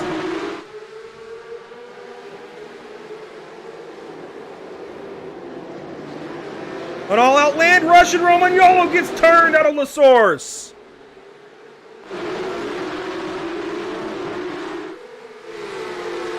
Romagnolo gets back going. Everybody gonna land rush up to Eau Rouge over Radion. What a start to this race already. A lot is happening. A lot is happening. Obviously, Romagnolo with that bad look, starting in 3rd place, already finds himself, spun around, and even more instance on the exit of Radion. That's Tony Kanaan spun over Radion. Car 48 has already taken a tow, and yet again in this North American Racing League, Tony Kanaan has not made a full lap in racing conditions at Spa. Just bad luck for him at Spa. It just seems to be a curse around him. Pedro Nascimento in trouble. Oh no, so yet another Brazilian in trouble. Looks like just on the accident. Does he have a lot of damage? Doesn't look like it. Oh, he tried to spin it and unfortunately went the wrong way, so he's going to have to reverse it. Oh, that was close. I like how your tone completely changed there. Let's go back towards the front. Andre Melcher's chasing Victor Miranda the first lap through Pooh on him. Miranda's got a nice, healthy lead. He's got to stretch that out, I think. If you're Miranda here, push this first lap, get as much of a gap as you can, and then start to consider fuel afterwards. Oh, boy, this has been a wild first lap. Romagnolo battling now with Luke Kraus. This is into Lafayette, and as he out of the spot, he moves over just in time and gets ahead of car 34. That is good for 16th. That was a good move, a confident close of the door right there on the apex, but he's going to get that position over Luke Kraus. Luke is definitely going to be trying to repeat what he did last week, but in the position that he's in right now, well, only a strategy masterclass and a lot of moves, throughout the race will help him. As you can see, even more drivers now following. You're going to see if drivers are starting to maybe even lift down into lap 1 on Blanchimont, but looks like that's not going to be the case. Brady Lubinow trying to look down the inside of the bus stop, but, well, cannot really capitalize on it. Meanwhile, Victor Miranda still leads. Lap 1 complete. One of your closest battles, Romagnolo and Ricer across the line. Here we go, down to La Source one more time. And Romagnolo is going to have the spot to the inside of Kraus. Ricer's actually just behind these two. Mark Scott, Lowy Santi, they battle through La Source as well. Battles throughout the entire field. Here's a good look at them as they work towards Eau Rouge one more time. Lowy Santi, Curtis Jones there. What a start to this race. Absolutely crazy start. Well, a really good start for some of these drivers. Obviously, a few of them won't be really happy with, well, the end of lap 1, but, it was a fun start. You can see even more drivers utilizing that slipstream. You can see Scott right there just getting it through, and as we have a car Scott with a Ricer. slowdown. Oh, no. Scott Ricer having to pay the time gods back a little bit. And one car in the dirt. I think that's Mark Scott just ahead. Gets back on. I think we're all good. Let's go ahead and let these guys sort themselves out a little bit. Let's talk about our race leaders. They've already got a second back to Matthew Dench just about. Starting to gap the 83 car while Andre Melchers hangs on by just about 4/10 back. Fantastic start for these two. This is exactly what they need, JP. Absolutely. These two are just, essentially just driving away a little bit. Matthew Dench is trying to keep up. He's still in the slipstream range of Melchers, so it's just a question of, just keeping yourself in that slipstream range, trying to fuel save as much as you can, and obviously try to undercut and maybe even, gamble a little bit on the fuel by the end of the race. But obviously, Andrew, being Spa, the fact that you were on throttle, for a ton of time around Spa, it's a difficult one to maybe even gamble on a lot of fuel. You might just run out, just like Miranda did at Daytona. On board with Matthew Dench. Back end of the lap, we'll go through Blanchimont now. Turn 17, there's a lift there from Matthew. You can see the live gap bottom right to Andre Melchers. Those two are just taking off. It's going to be really, really tough to do anything with cars 17 or 25. But Matthew's certainly going to give it his best shot. Really good run so far out of car 83 tonight. I'm enjoying what I'm seeing so far, JP. Only 2 laps are in. We're only on to lap 3 of an expected 22, but I'm enjoying what I'm seeing. Yeah, me too. The racing has been really good. Obviously, the strategy might be settling in for a few of these drivers, but, it's still really good to see. And obviously, we have some drivers taking extra risks, which is really good to see. And it kind of just, breaks up a little bit of what we were expecting. It gives us a little bit of that, wow factor, and a little bit of a surprise. So it's really fun to see. And obviously, mistakes, Andrew, are being punished, by losing quite a few positions, especially with how close some of these packs are. Watching a battle just around the 10th position. Brady Lubinow, Alessandro Torchio, Sam Soyd, Mikel Rudebush, and Fabio Zamperlini all in line. Let's go on board as Zamperlini, actually. Former GT3 champion in this league. Oh, and there's a battle for third. Faria bringing the battle to Matthew Dench here. He's already taken the spot. Yeah, taking the spot, that's really going to break up the slipstream between second and third place. So Faria, by taking third place, essentially locks himself as the leader of this essentially second pack, as he's currently, 1.4 seconds behind Melcher. So a good move on him by the end of the Camel Straight, but unfortunately that might hurt him on the long run. Let's actually go on board now with Fabio Zanfrolini, former champion in the GT3 series on Thursdays. Matthew Dench is giving more time up, gives a spot up to Zavadil, gives a spot up now to Scully. I think he's nursing a slowdown potentially as we stay on board with car 27. And Fabio is in the 14th position. And really, he's in the same breadth almost as our race leaders. This is one big line of race cars, a couple of gaps in between, but nothing too sizable. Really good start for the top half of the field. Yeah, absolutely. Really solid start. They're just keeping up pace, which is really fun to see. It's essentially, it looks like a train, doesn't it, Andrew? Everybody on rails as Mark Scott, unfortunately. Oh, no! Massive contact there, and he will come to a rest on his side and promptly take a tow. Scott Reister also in trouble here. That was down bottom end of the circuit. Multiple cars in trouble. Let's go ahead and pull up a replay. Now, this is going to start, it looks like, with Mark Scott, at least in some capacity. We'll go back and see what happens here. Mark Scott just ahead of one of the Maradness cars, it looks like. That is car 812. That is Nicholas Michael, actually, from Maradness in that neon yellow Porsche. Let's see what happens here. So Mark Scott under pressure. This is for about the 17th spot at the time. To get loose on his own. He kind of backed. I think he kind of backed up to Michael and then got hit. Oh, goodness. Oh, and even more contact just ahead of him. Yeah, big crash in there. Let's go ahead and go back live. Pit stop's already starting to happen for some of those drivers that have had some issues. We're still well outside of the pit window, but here's a good battle. Alessandro Torchio all over the back end of Sam Sawyer, and he's got Mikhail Rudibish all over his own back end. So lots happening about the midfield or so. This is, well, Sam Sawyer is 11th. Lubinow just ahead of him is 10th. And Bonifacio, who's also in this battle, is in the 9th spot. Really good stuff. And look at this. Romagnolo, Luke Krause. I just heard some crashing in the background. You might have heard that too on the stream. These guys going after it like it's the end of the race. Yeah, it looks like this battle has definitely not dissipated, especially after the lap 1 overtake that, Luke Krause suffered. So he's still trying to get that position back. Might just happen around here. Look at a mistake, a self-inflicted mistake. Oh, and maybe a problem? That is frustration for Giuliano Romagnolo. He's already left the car, and I'd imagine he will be leaving the session shortly. Don't know what the frustration's about. We'll let him sort that out and let that one be. As car 173, Alessandro Torchio, he's going to keep getting my attention here. He is 4th place in Pro-Am and is looking pretty solid. We've not seen much of Torchio yet this season, but looking good today as he's on the verge of a top 10 potentially, chasing down David Sampson. This could be a good run here for car 173. Yes, exactly. Just as you mentioned, just outside the top 10, chasing Sampson and chasing a pro driver as well, which is really good. He's currently 4th place in his class, just a few cars behind Bonifacio, so could be a podium position in his class.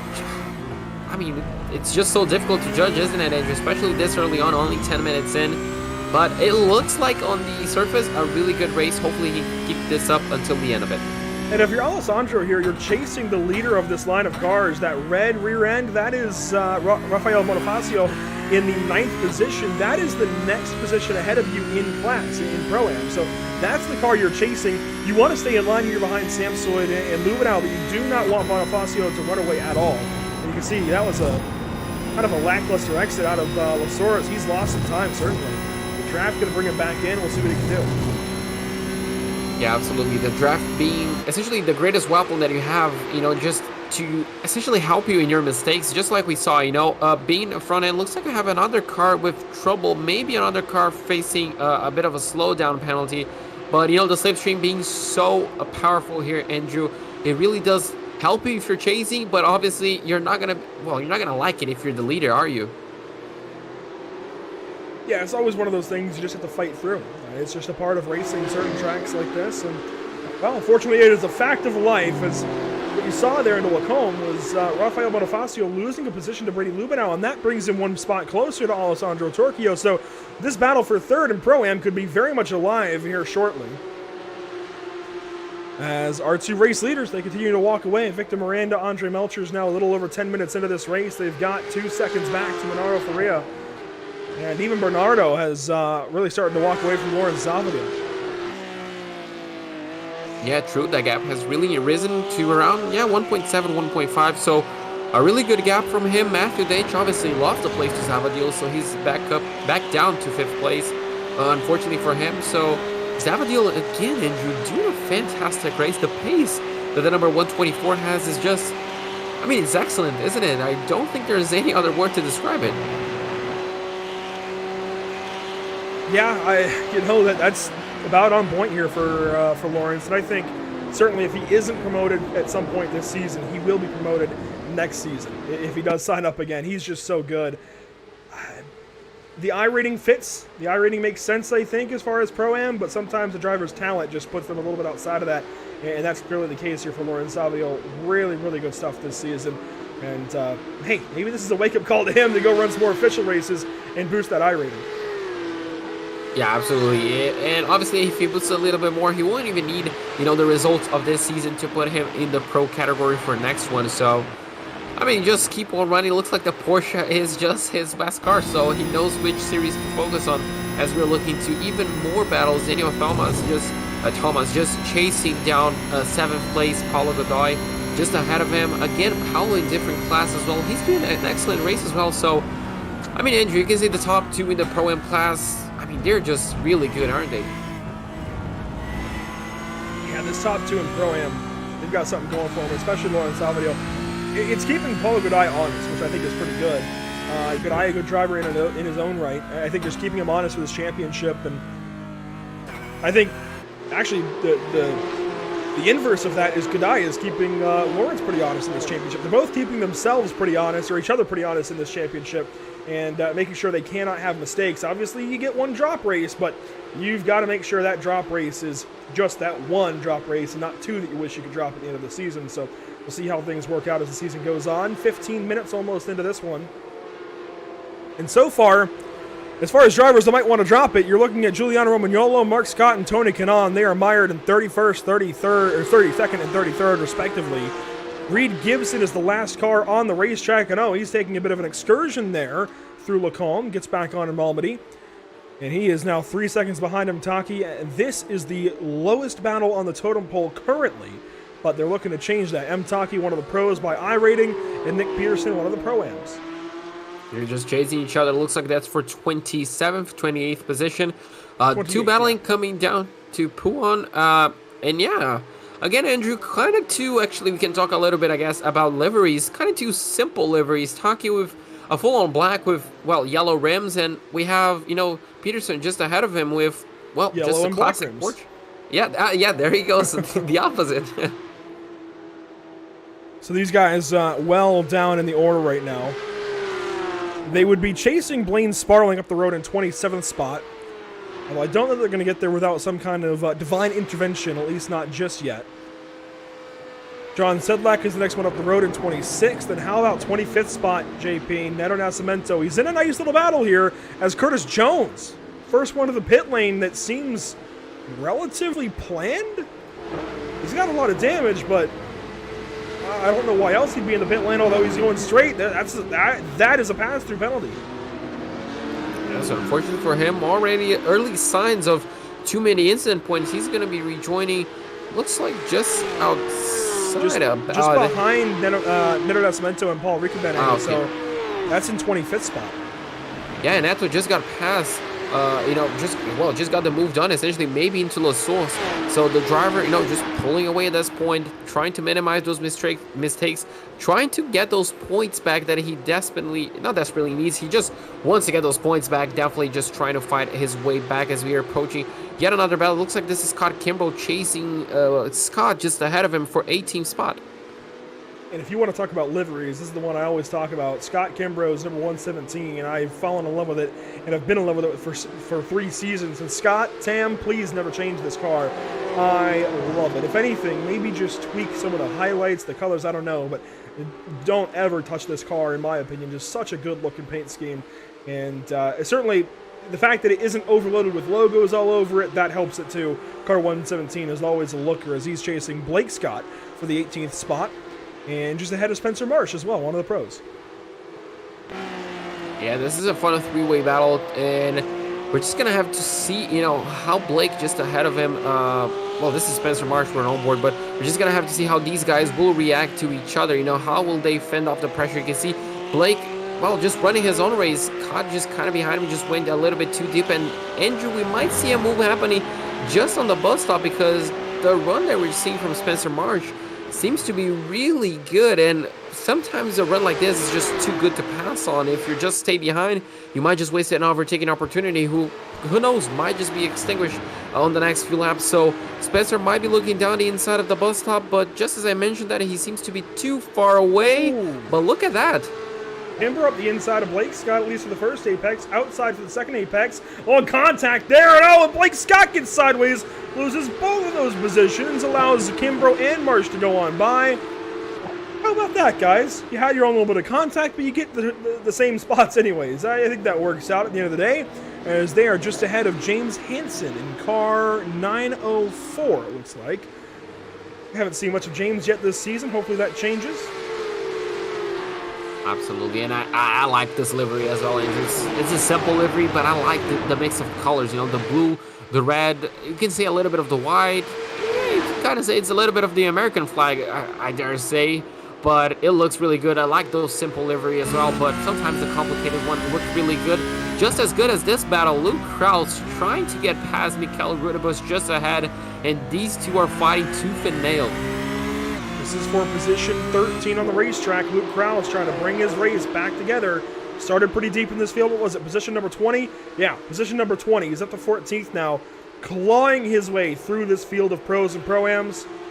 He wants that spot for car 22, or from car 22, rather.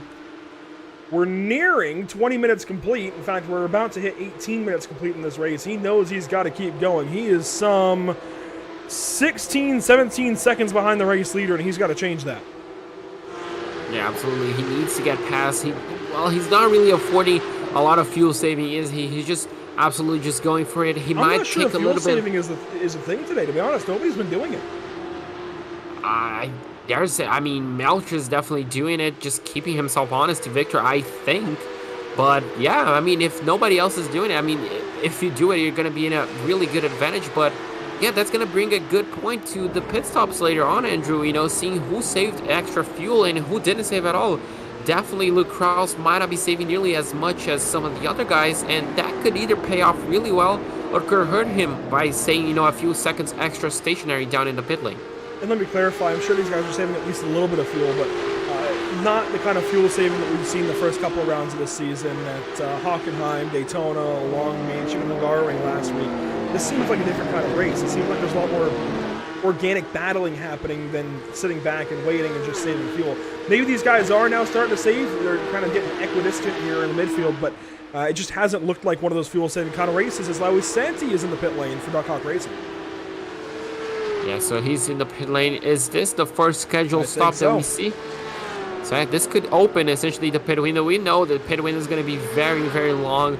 It's probably going to go until the last 15 minutes of the race. But Santi, first one, 11.5. I'm gonna have to write that number down, Andrew, to compare it to later on in the race. 11 and a half seconds. We'll go with that and try and remember that for car 133. Let's head up to our race leaders then. When do they come in? They're very close. Victor Miranda and Andre Melcher separated by about a half a second here. And, man, I think if you're Andre here, you want to make the move first. Yeah, that'll definitely be interesting. Obviously, putting a little bit of pressure on Victor Miranda. Well, he is saving. Obviously, I just heard it.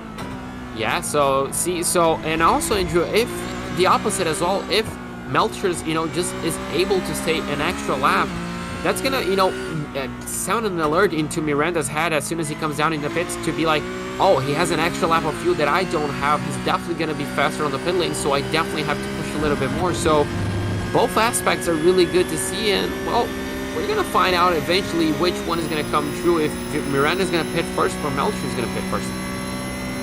Let's listen for a clutch here in Blanchemont. No clutch, he doesn't lift. What about a clutch maybe into the bus stop? Clutch there. Clutch is in, you saw the revs drop.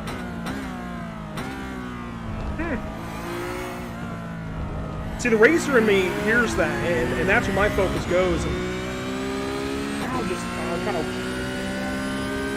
It's hard to explain, JP, but when you get into that kind of mode of planning out a run like this, you really do just kind of focus in on it. I'm sure it's what's happening here with Andre Melchers and Victor Miranda. The other reason, of course, battling burns fuel, but the other reason you don't want to battle while trying to save fuel is because you don't have the brain power to do it usually. There's so much going on in the car, and these guys definitely very focused right now on saving as much as they can. I wonder if we go on board with Victor into Lacombe, if he's potentially putting the clutch in and saving as well. Oh yeah, he's definitely going to have to do it, otherwise he would just be... Yeah, you can see around 8,000 revs, it's just going to drop. No clutch there. Wow, so Victor maybe not saving around, this section of the racetrack, but he has to be saving, otherwise, Short shift. Is gonna have... He just short shifted, I did hear that.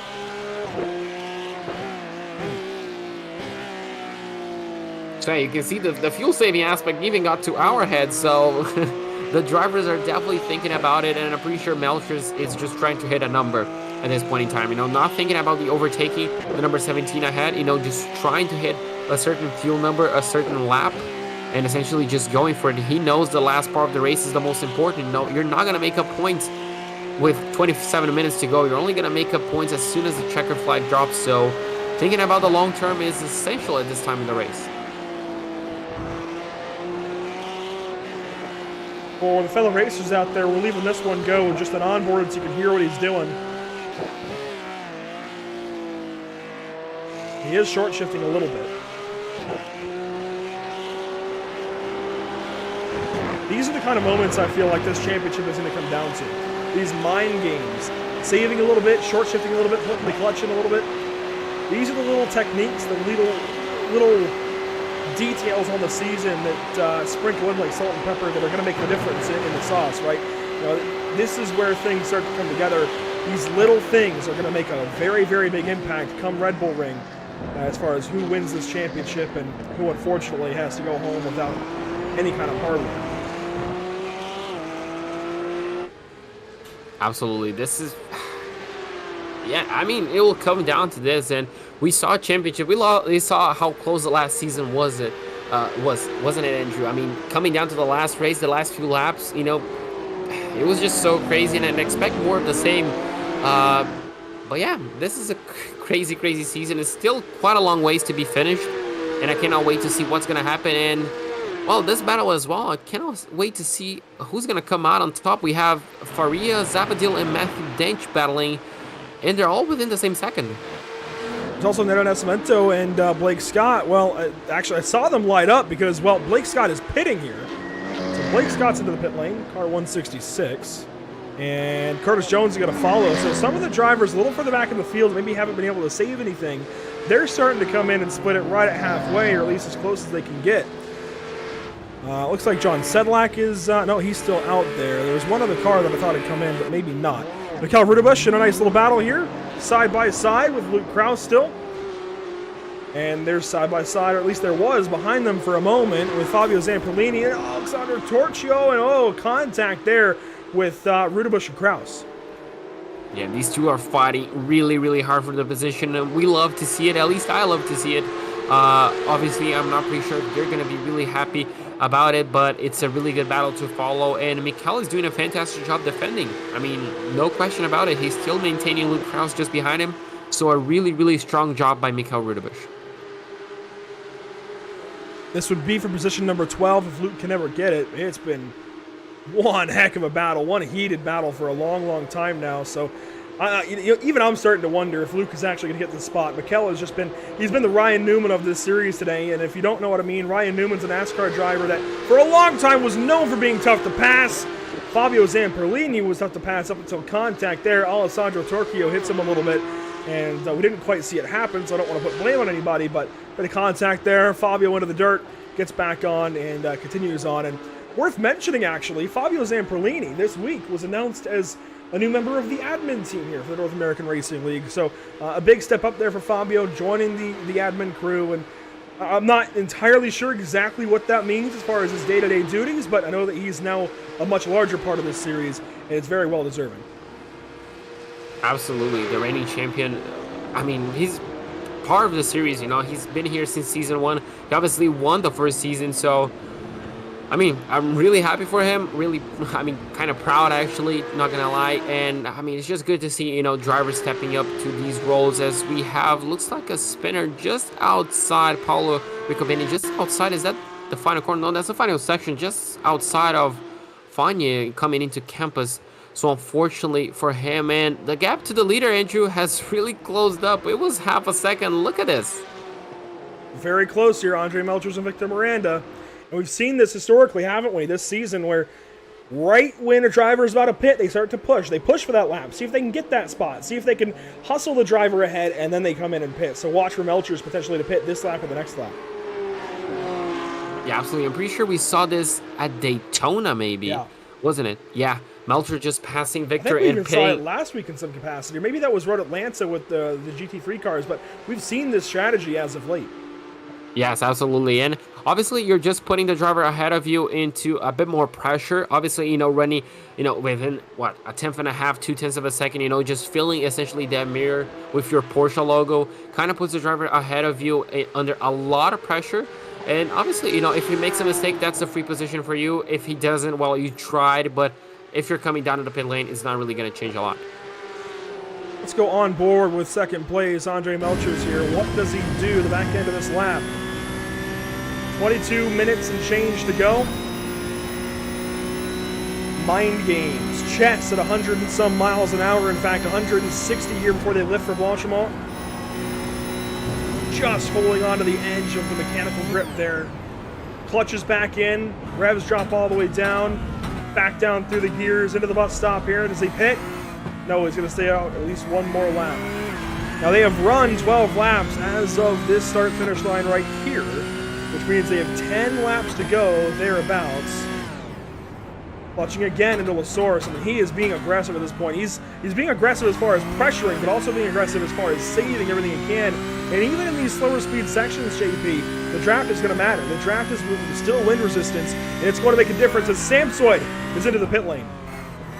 So there you go, even more cars down in the pit lane. So definitely the pit window is wide open at this stage. Only a few cars elected to come down this early. So I wonder if this is just a bit of strategy from Samson, just the few cars ahead of him.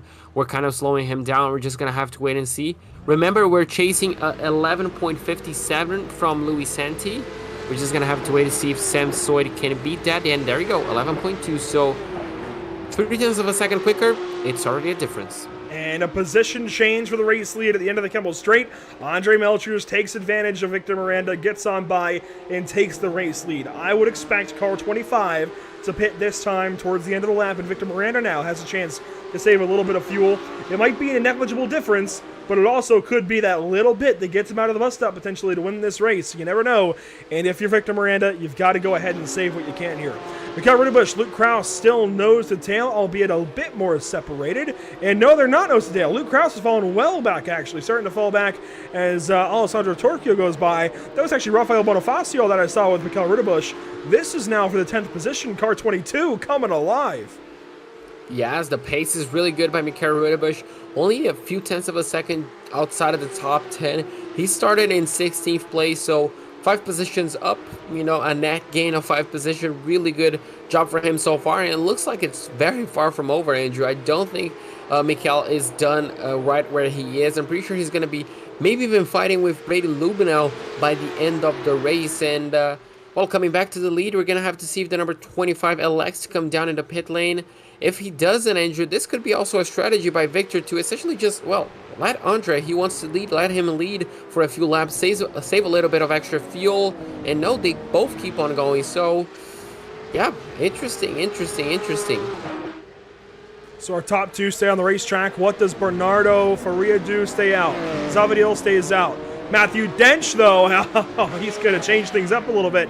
He's going to go ahead and come in and pit and take service on his number 83 car for 5-Star Motorsport. He's been fantastic since picking up this new team with 5-Star. We've seen Jason Cooper, Casper DeCourt, and Lars Fischer reap the benefits over in the British Sim Racer Series. I really enjoy seeing this for Matthew Dench. And position change up ahead as well. Bernardo Faria gives way to Lawrence Zavadil. How about that? There you go, and even down into La Source, looks like, as Luke Krause as well, looks like he makes his way down the pit lane, looking again for 11.5. Scott Kimbrough as well, so getting quite agitated. 10.8 by Matthew Dench, so a really quick stop, and I wonder, Andrew, if he's gambling on the fuel side. Facio in and out as well. Sam Sweat on his own deal. Here's looking at Nicolas Cemento in the pit lane taking service. When does he leave? He's been mired well back in the field today. I wouldn't be surprised if, a little bit of extra fuel there, 11.97. Kimbrough gets out just ahead of Bonifacio. Or not Bonifacio, not Cemento. I'm getting the name fixed up now. Santi comes back on the track just ahead of him. So, Laui Santi, the first car that we saw in the pit lane, gets out ahead of those two, Kimbrough and Nascimento. Matthew Dench sorts into 12th position for now. We'll see how that changes. And, of course, eyes have got to turn towards the front of this field. Zavadil and Faria, they are doing battle, it looks like. This is for third. Oh, Faria aggressive into Lafayette. There you go, down the inside. He gets them moved on. Zavadil looks like he doesn't fight too hard. He knows kind of this is not really his battle. Just trying to stick with Faria. Maybe trying to even get a little bit of extra mileage. But Faria with a really good, really confident move. Gets the position, gets the final step of the podium back. And Andrew, the drivers ahead of them, 10 seconds ahead of third place. Do they both come down in the pit lane this lap? I mean, obviously they're stretching the fuel tanks. We're kind of used to it, but I wonder, it's just not Road Atlanta, a really short racetrack. This is Spa-Francorchamps, well over 7 kilometers, and there we go. Victor Miranda comes down in the pit lane, and I wonder if we're going to have more cars following him. I would imagine so. Bernardo Faria, does he come in? Yes. Zavadil, does he come in? Yes. Scully comes in. Godice comes in. Lubenow stays out. What about Ruderbusch? A slew of cars coming into pit here with 17 minutes to go. Mikel's going to come in. What about Torquio? For Juncos Esports. Yes, he's in. How about Zamperlini? Yes, he's in. Michael, maybe. Does he come in? Yes, he does. Yeah, that's the difference between Road Atlanta. Atlanta. That's a long stop. Yeah, that's a long stop. So maybe he wasn't actually fuel saving at all. So that gap, that 11.98, that's gonna hurt him. 11.7 to Faria as well as 12, 11.3, 16 seconds from Zavadil. Fabio Zamperlini, we're gonna take a look. But Andrew, we're seeing this many cars because obviously with over 7 kilometers on the racetrack, your options are limited, yeah. Yeah, your options are limited. It's really hard to save an extra lap of fuel around here. It's not as easy as Road Atlanta maybe, but so it just highlights the job that this guy has been doing, for the first time. Managing to save over 7 kilometers of fuel, it's insane. Reister is also in and out of the pit lane now. A pit time of 11.4 seconds, 31.7 in the lane as a whole. Well, this race is about to take shape, and if you're enjoying things, again, we invite you to follow us over on social media. Some big social media updates headed out on our social channels, Facebook, Twitter, Instagram, thanks to Zach Murtis. And glad that Zach Murtis is back with us, by the way, after last week, a bit of a health scare. Glad that he's doing okay. Wasn't anything too crazy, but definitely was something to not take lightly and get taken care of at the time, and we're glad that he did exactly that. We wish he could have been here covering this event last week, but when push comes to shove, health over sim racing, certainly. So we appreciate that he took that into his own hands, got taken care of, and is back here with us this week. And again, you can see his work on Facebook, Instagram, Twitter. You can also follow us on YouTube and Twitch, and we certainly imagine that if you're listening to us, you probably already watch us on one of the two, if not Facebook or Twitter. So yeah, just go ahead and hit that follow button, subscribe button, what have you. As here we go, race leader Andre Melcher is down into the pit lane. 15 minutes to go. What's his pit stop like? He needs to beat an 11.9 out of Victor Miranda, so it should be smooth sailing. He could even go for even a conservative stop, but I doubt he will. It's Melchers. He should probably, I think we're going to see a sub 11, maybe a 10 point something. There we go. 10.8, 10.2. So we got the wall there. 1.7 seconds. Oh, He got the wall. Now, I think he turned TC off. He got on it. He gave it the beans out of pit lane. Andre, all right, I like that. He was... I can't believe the way he just exited the pit lane. That was an alpha move if I've ever seen it. I don't know why it's getting to me so much, but the way he just tore out of the pits. Alrighty then, bud. 3 seconds back to Victor Miranda. Let's pull the reins back in. He's got a massive gap here. Question is, does he back it up at all? Does he use this gap and use this lead? yeah, absolutely. I was just going to mention that, we've seen time and time before, especially with the interviews, saying that, drivers that were in the lead, yes, they underfueled the car, and that, led them to save fuel, at least on the first few laps just after the pit stop. So Victor could have taken more fuel to, just knowing that he would lose the lead to essentially just push on the last few stretch of the race, while Melchers might have to fuel save. I don't think that's the case, but it could definitely be a strategy. Once more, a big thank you to our partners here with the North American Racing League Virtual Racing School. In fact, I found out 2 weeks in a row now that my subscription myself to VRS renewed on race day here with the North American Racing League. Seems like that worked out in an interesting little way, and I highly recommend everything they have going on. Setup packs, I'm trying to think, setup packs, resource folders, you name it, they've got it. Data packs, that's what I was trying to get to there. They have got so much going right at Virtual Racing School. You've got to check them out. If you want to find speed, the top 2 things here on this list are the top 2 places you need to go. Virtual Racing School and Maradness. The setups, they will absolutely get you most of the way there. Well, part of the way there, I should say. The rest of the way is going to come from Maradness and the driver coaching and everything, even the camaraderie in that Discord and as a team as a whole. That's the other piece, right? There's not just one piece to the puzzle, JP, as far as sim racing goes. There's so much that goes into it, so much that makes you go fast. Yes, the setup is important. Virtual Racing School, check them out. But Maradness is the other part of that. Getting you as a driver up to speed and learning how to make the most out of the setups from VRS and how to make the most out of those data packs. But that's where Maradness really gets you. That's where Daniel Morad and his team will get you winning here on the iRacing.com platform. Tam Livery will make you look good as well. The paint schemes from Tam, seriously, check them out on social media. Top notch. And the work that Tam puts in, that's what I really admire. Paint schemes are one thing. We see a lot of them, JP, but the work that Tam puts in with this series, the social media stuff, it's more than just paint schemes in iRacing and sim racing. It's social media and that presence as well, and especially for a league, Tam Livery gives North American Racing League so much. The social media packages that they put out, that again, that's what I admire. That's what I do here at Pit Stop TV. That's what I admire from Tam Livery. And, of course, JS Consulting. Have messed with some of that with Pit Stop TV myself and other things. So JS Consulting handling the back end, again, really admirable job. Everybody puts in top-notch effort and really matches the energy and the investments that are put into this series. Everybody just puts in so much hard work here. 11 minutes to go here. And what were you going to go ahead and say? No, I was just going to mention that the hard work that everybody puts in shows in the quality of the league that we have. It's such a tight field throughout. Great racing, great drivers, great personality, you can say, even the league. And, it's all thanks to those guys. So, a job well done brings a great league with it.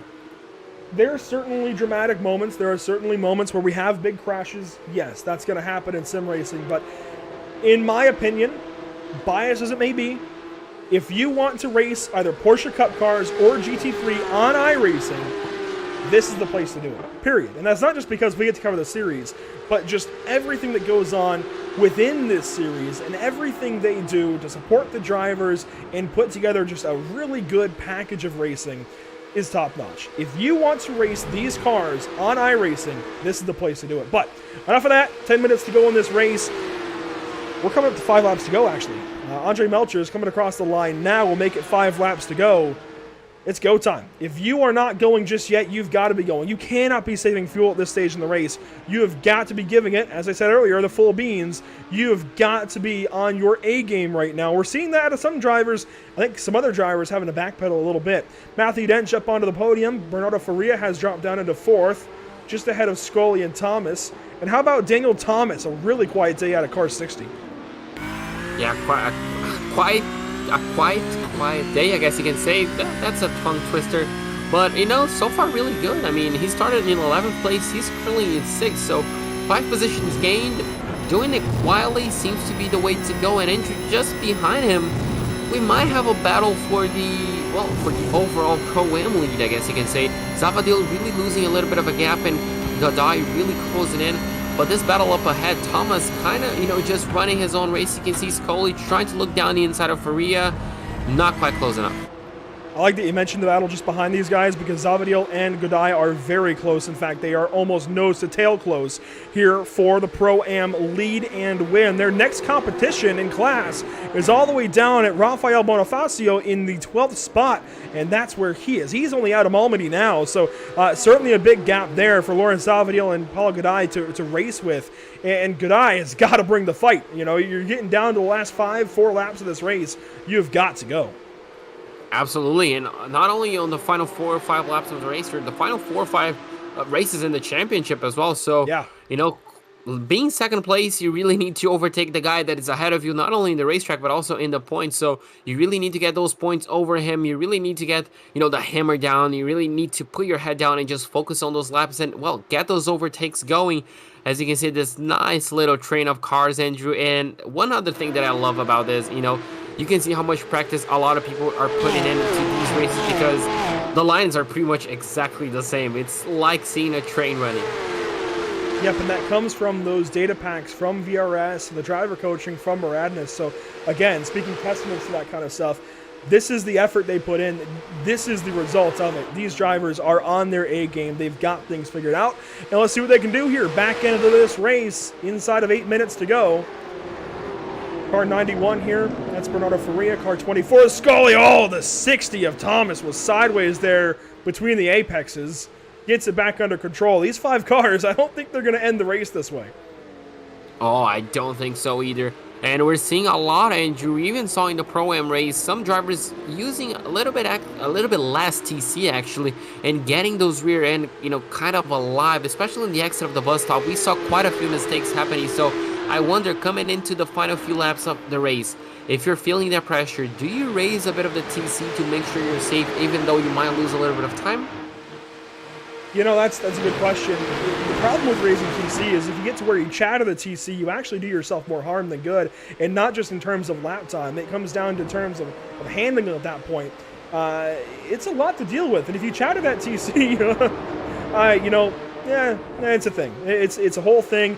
Very tough to hang on to, and that's where you start to get the rear wheels kind of, as I say, chattering. They accelerate and then kind of coast. Accelerate, kind of coast, and so it just messes with the rate transfer in the rear of the car, and I think that's the best way to put it, maybe. I'm not great at explaining things all the time, but it's definitely a problem if you do chatter that TC, so you got to be careful not to, add too much. As here we go, Thomas has a look. This is going to be fun. Scully and Thomas battling for the 5th position, so a top 5 at stake as Faria starts to pull away, and then you have the Pro-Am win battle right behind. Yeah, this is a fantastic battle to see. You can see Scully kind of feeling a little bit of that pressure. Thomas kind of getting a little bit impatient, I guess you can say.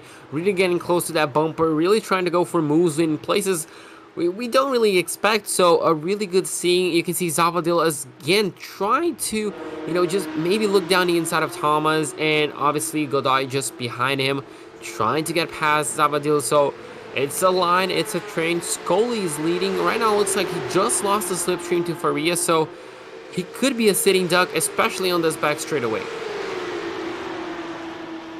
Nose to tail here for the 5th position. You see Godai run into the grass just a little bit. Oh, Zavadil runs a bit wide out of Blanchimont. We're going to have a really good battle here. These 4 cars are going to put on one heck of a show in the last few laps here at Spa. That's where we're staying right here.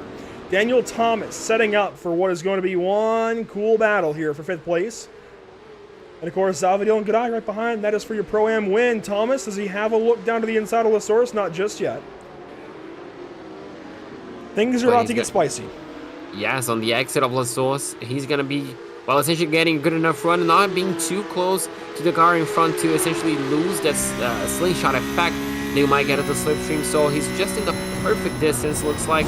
And look at the run that he's gonna get on the exit of the Roddy Allen. Just as I mentioned, that it looks like his car jumped a little bit on the curb, Andrew, so any run that he might have gotten looks like it kind of got killed by that jump.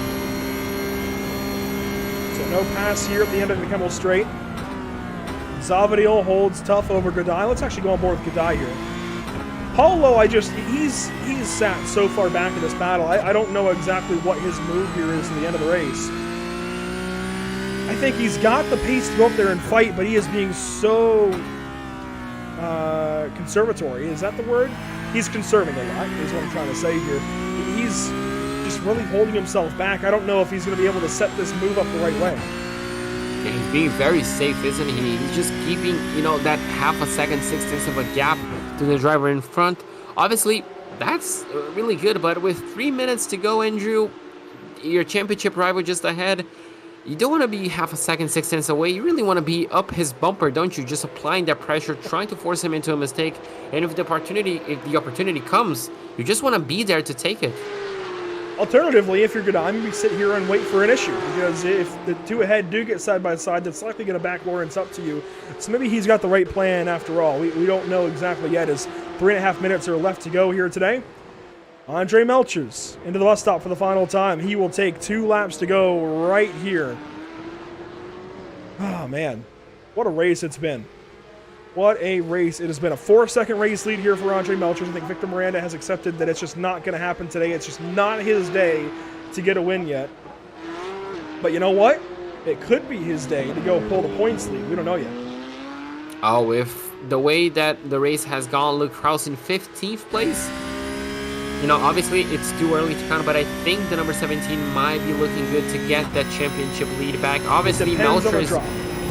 Yeah, oh yeah, true. It depends on the drop as well. And obviously, Melchers is going to be really good getting the win back, getting all those points back, especially after 2 bad weeks. So, a good haul of points, and it's really going to shake up the championship quite a bit. Let's fall back to these guys who are shaking things up themselves again for 5th and 6th. Scully and Thomas. Scully starting to drive away in that Yukos Esports number 24 car. Oh, did you see Zavadil there? He is hanging it out. He knows what's behind him. He knows Paulo Godai is starting to think about wanting to take that race win away. Last 2 laps here, Godai very deep into Lacombe, right up to the back end of the 124 car. He's there. That's what we like to see. That's what we were mentioning. Maybe he's watching the stream, so go for it. Go for the gap if it opens, because you're definitely close enough. Looks like you definitely have the confidence under braking, so just get close enough. You only have, 1.5 laps to go, so this is the time to do it. Yeah, they're seeing each of these corners for one of the final 2 times today. There's another battle further back. Bonifacio and, Bonifacio is behind Rudebush and Samsoid now, who are really duking it out. This is, again, for the top 10 for Rudebush. He wants to get into the top 10.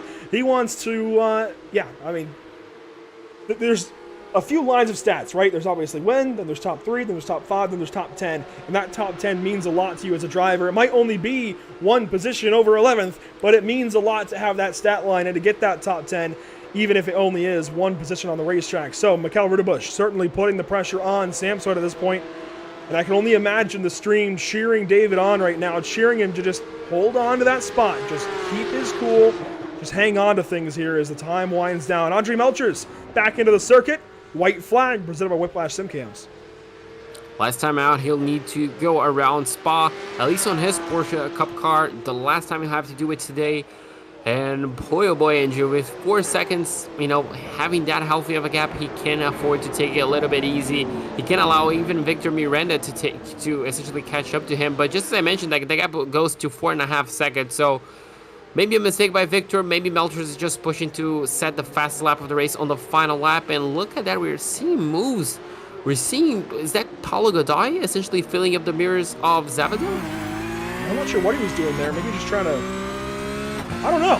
I really don't know exactly. But yeah, he swerved way out to the inside there for a moment as our race leader is into Lacombe. He'll run through Malmedy here and wrap up turn 7 for the final time today. Just a really, really good day of racing for car 25. This is what he needed. Remember, he had that big hit to the internet and connection and confidence on Thursday at Road Atlanta in the first race, the opening race of the GT3 Series. for season number 3. He needs this kind of run. Car 25 needs this, and this is definitely going to put him right back on top of the series, potentially, as far as power goes. And you see Victor Miranda second place, Matthew Dench in third. Bernardo Faria has driven away from the battle we're about to see in fourth, and then you get Manuel Scully. And look at that, Daniel Thomas right on the back end. It's a really good battle, and on the final lap, this is essentially all or nothing for these drivers. You know, they have been chasing their competition ahead and obviously defending from the competition behind.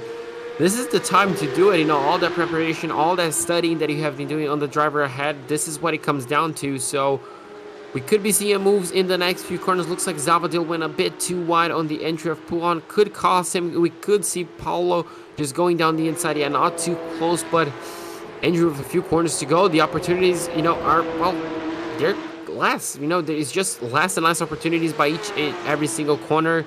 Not a single less opportunity for this guy, though. He's definitely going to win, it looks like. Andre Melchers with a 5-second race lead into the final corners of the day. And the final corners at Spa is going to leave Belgium a 3-time race winner this season. Congratulations, Andre Melchers. That is big for car 25. A 5-second margin of victory back to Victor Miranda. Matthew Dench will come home third here in just one moment. Let's check in on this battle. Down to the chicane for the final time. Can Daniel Thomas do anything? Is he close enough? Not quite yet at turn in. Can he do anything at the second apex? No. And Zavadil will take another win in Pro-Am. Really, really mega runs throughout the entire top 10 here. Absolutely fantastic. Sam Soy still trying to defend from Rudebush, who goes too deep on the braking, and he's going to lose 11th place as well to Bonifacio. Here's another battle. Luke Krause on Alessandro Torchio through the final couple of corners, and nothing can be done there. Last week's winner and 2-time winner. I might have shouted out Andre as having 2 wins. No, it's Luke Krause with 2 wins. 2-time winner this season. Or no, they both do. Point being, 15th. That is not what you want as a championship contender. That is not what you can have happen. If he has an issue, and we saw it could just be connection as you're leading the race even. If he has an issue this season, this could be what holds Luke Krause back from a championship. We could have to harken back to race number 5 at Spa, where he simply did not have it.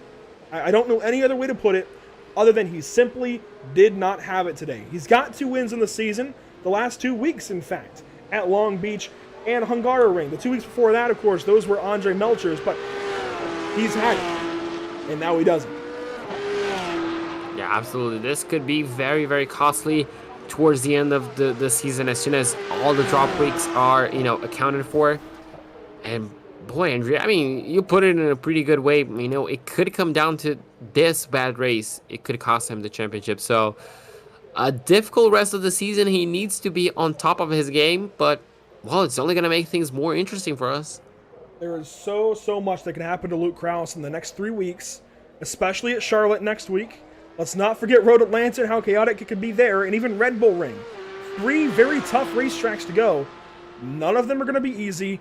One small misstep, and Luke Krause could lose a shot at this championship. Let's go ahead and fire up race interviews here, as we already have a couple of drivers ready to talk to us. And JP, what do you know? It's going to be our race winner first up. Let's go ahead and grab Andre Melchers. Actually, you know what?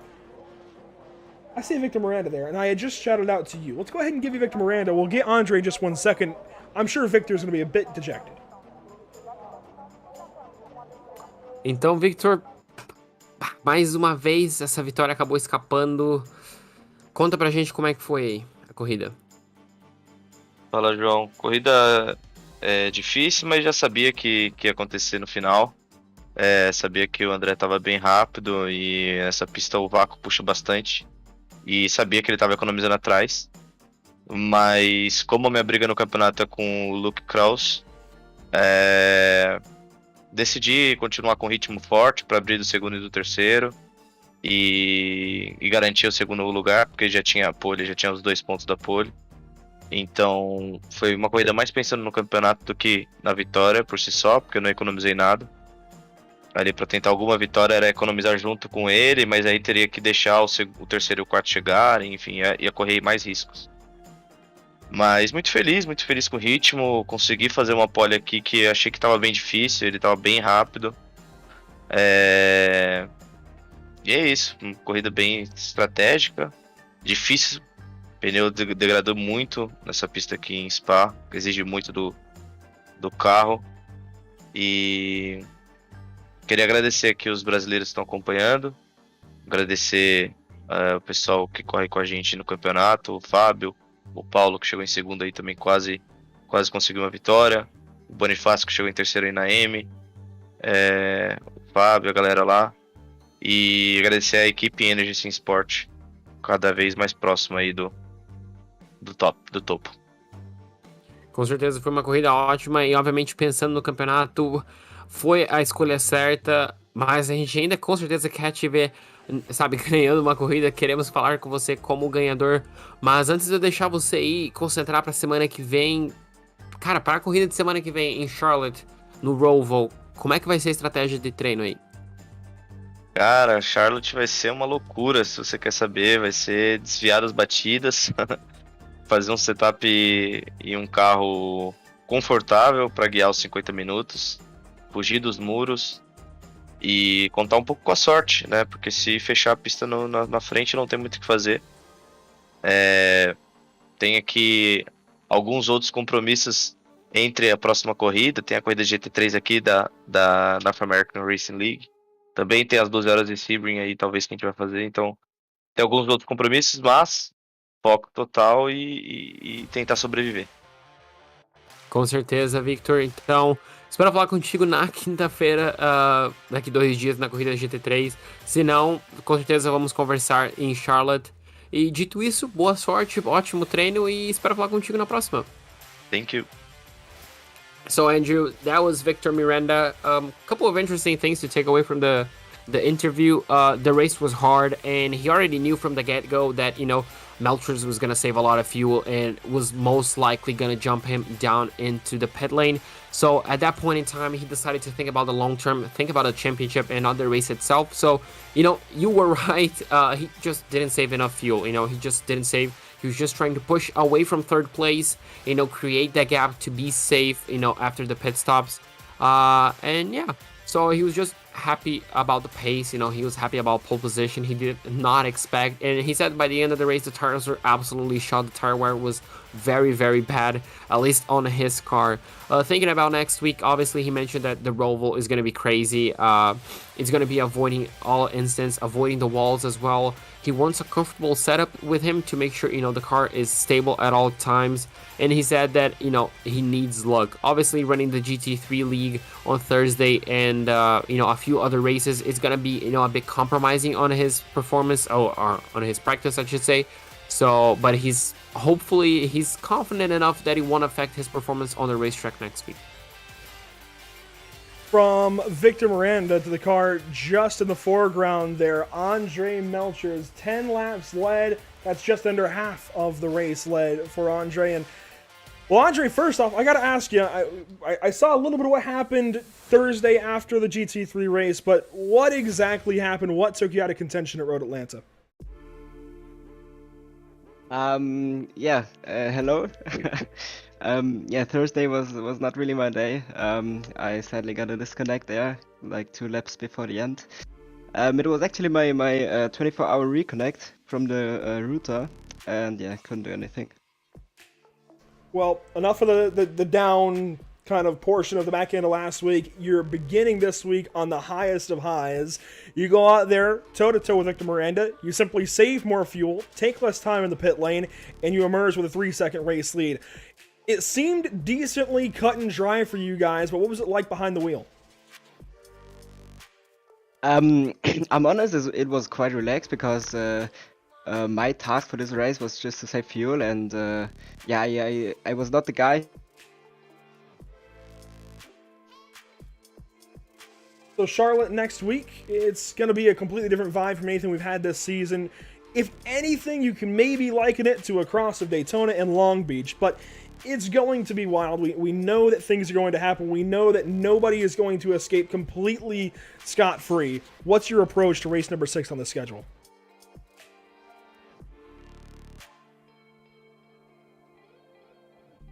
And I wonder if that was Andre's 24-hour reconnect, because it seems that we have lost him. And wouldn't that be ironic if his interview was cut off by the same thing that cut him out of the race when it's about that right time. It's about the same time as he got dropped out of the Road Atlanta session. Huh. I don't really have a whole lot of words, but we'll go ahead and we will make sure to bring Andre back in if he gets back in, but we will go ahead and move things down the line. Then let's go ahead and bring in Paulo Godoy, JP, second place in Pro-Am. Here he comes. Fala, Paulo, mais uma corrida forte para você, mais um segundo lugar na Pro-Am. Infelizmente, um pouquinho só atrás do Lawrence. Conta como é que foi a corrida. Boa noite, João. Boa noite a todo mundo que tá assistindo. Realmente a gente bateu na trave de novo. Bateu na trave no quali.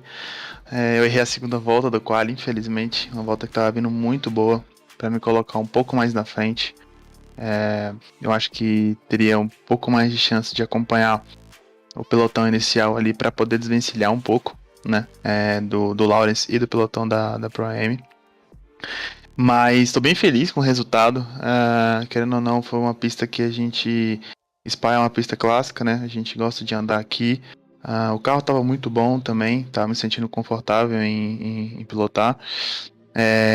Consegui fazer uma economia de combustível bacana. A ponto de conseguir, inclusive, sair na frente do Lawrence no pit. Isso foi muito bom. Só que assim que eu saí, a gente saiu muito colado, junto com mais dois pilotos. E o tempo que a gente foi perdendo ali por estar se seguindo, e começou uma disputa na minha frente de leve, o tempo que eu consegui tirar do Lawrence no box, acabou que ele voltou novamente. E aí não tem o que fazer, é disputar a posição e tentar alguma coisa. E ele foi muito limpo nas disputas que a gente teve, como sempre, na verdade. E acabou mandando a melhor, né? Como os dois tinham vácuo do pelotão da frente, a gente ficou num comboio, todo mundo junto, então não tinha muita ação. Eu acho que todos os carros já estavam quase que nivelados ali na frente em relação à velocidade final. Então não tinha muito o que fazer, era talvez esperar algum erro e ter a chance de novo de tentar alguma coisa. Mas enfim, tô bem feliz de novo, uma cadência de resultados muito boa, acho que isso que é o mais importante, independente se é primeiro ou segundo. Obviamente a gente tá sempre querendo, né, pegar o primeiro, isso é fato, mas manter uma cadência de resultados para mim é bem importante, né, e eu fico feliz por isso. No mais eu quero agradecer o pessoal do Brasil de novo, né, sempre a gente tá andando junto ali em todas as corridas, né, então o pessoal Zampa, o Victor Miranda, Karadec, Laui, todo o time ali, DHR, enfim, né, o pessoal da Energy ali representado pelo Victor, o Jeff também, né, a gente nunca pode esquecer, ele entra ali, dá uns toques pra gente e tudo, então sempre sai alguma coisinha, um pelinho ali, porque a gente tem uma referência como ele, né. Além disso, eu quero agradecer quem vem assistir, muitos amigos que apoiam, né, em especial hoje eu quero mandar um abraço pro meu primo, que tá sempre me acompanhando aí, primeira vez que eu acho que ele tá assistindo a transmissão daqui da Pit Stop TV, né, que é o Juan. Então, um beijo, primo. E, obviamente, meu pai também tá bem pertinho aqui, assistindo, vibrando. E é bem legal sentir essa vibração aí positiva que quem tá apoiando sempre dá. Beleza? Semana que vem a gente espera vir de novo com bons resultados. E quem sabe, então, beliscar esse primeiro lugar. Tá bom? Patrocinadores: o Race, Real Drive, Sensa VR, Motorbull e Comida do Dia, sempre apoiando aí pra gente estar nesse nível que a gente tá andando aí, é graças a esses parceiros, esses patrocinadores que sempre tá nos apoiando. Tá bom, João? É isso. Com certeza, Paulo. Espero semana que vem falar contigo direto da primeira posição, ouvir um pouco mais essa torcida, mas com certeza vamos conversar mais semana que vem. Tomara que venha essa vitória e o campeonato no futuro, mas com isso, boa sorte e espero falar contigo semana que vem. Fechado. A gente vai dar de tudo aí pra conseguir chegar forte e levar esses melhores pontos e buscar no final das contas, na verdade, o campeonato, né? Obrigado, João, pela torcida. Obrigado por estar apoiando o Brasil também. Com certeza. Well, Andrew, that was Paulo. He was pretty happy with the race itself. Obviously, second place in class, you cannot really go wrong with that. He he just kind of messed up a bit of qualifying. He mentioned he was in a really good lap, but ended up, just making a small mistake, which ended up costing him a bit of time and obviously a few positions. He was very happy with the race. Obviously, he mentioned that Spa, is a classic circuit, and you really want to do well around here. So he was pretty good. He said the setup was pretty solid, and the fuel saving was actually excellent until one point he actually jumped Lawrence Zavadil just ahead of him, but unfortunately due to just battling, Lawrence was able to catch up back again, and at that point it was just battling for position. He lost that advantage that he built. And that point, on this shot especially, we can see, a lot of drivers, especially on the slipstream, it's really hard to make up ground. So you kind of need to force the driver ahead of you into a mistake and really be confident on it. So he said, it was a bit difficult to make up those moves, but, he's happy with second place. It's a good string of results, and he wants to do better next week. The Paulo Garay certainly can only go up from here. I think, I shouldn't say can only go up from here, but has one more position to gain next week, and I think certainly has a really good chance of doing so. Let's go ahead and go to then race winner in Pro-Am, Lawrence Zavadil, right there in frame. How about that car 124? Lawrence has been so good this season.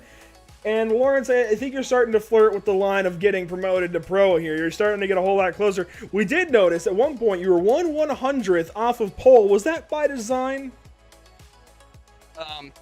No, I knew that there were 3 to 4 guys faster than me, and I was really struggling towards the end of practice to put down good times. I definitely could have done a much faster qualifying time. I was doing 2:17s in practice before, but I was just struggling there at the beginning. So that's just ended up how it went. So what is it about Spa, or at least Hungaroring and Spa, it seems, that brings car 124 alive? What is it about these two courses? You were already good in the first 3 races, but these last 2 races, my goodness, you were just on rails. They're both very flowing circuits and require being very, very smooth, and that's something that I'm starting to get down quite a bit with all my training and everything. So it just fits my driving style very well, holding momentum as much as possible. So Charlotte, to me, feels like skiing almost. Got to jump in and out of the moguls. Is that a place that fits into that, or is that not really your cup of tea? How do you feel about Charlotte next week, race number 6? I've raced Charlotte before. I definitely struggle a good bit there, so it's definitely going to be a long week of practice to try and keep up this kind of pace. But overall, fantastic start to the season, and hopefully I can keep it up. And you're starting to amass these Pro-Am wins. Are you starting to think about that promotion that's got to be coming at some point at the end of the season, or are you starting to think about Pro next season maybe? I mean, it's coming, right? It's definitely coming. I mean, hopefully at the end of the season. I don't want to jump up too soon, but I mean, at the same time, being promoted to pro would be absolutely awesome. But at the same time, I foresee much greater competition. Well, there you go, Lawrence Zavadil, another Pro-Am win, and I think in commanding fashion once more. Look forward to talking to you, I'm sure, next week at Charlotte Motor Speedway. Until then, best of luck and have fun practicing. It's going to be rough. Thanks, guys. That's Lawrence Zavadil after winning in Pro-Am, and it's definitely going to be rough next. I think just getting prepared for next week, it's going to be one of the toughest races on these drivers. And now that we do have Andre back from his 24-hour reconnect, we can talk more about his 24-hour reconnect. Is that something you can change a little bit, or is that maybe going to impact the rest of these GT3 races? I think it's gonna be impact the future races as well. Sadly, problem is I can't do anything in the settings of the router. It is how it is, and yeah, it's like a bit of gambling if I get a reconnect at the end of the race or not. And yeah, but sadly nothing I can do there. Well, let's talk about this season. You've now got 3 wins on this season and starting to pull ahead in that category, but missing some points after a couple of races have gone awry. What do you do at Charlotte, Road Atlanta, and Red Bull Ring to get that back? The same what I did in the last races as well. I will practice a lot and will keep pushing in every single race.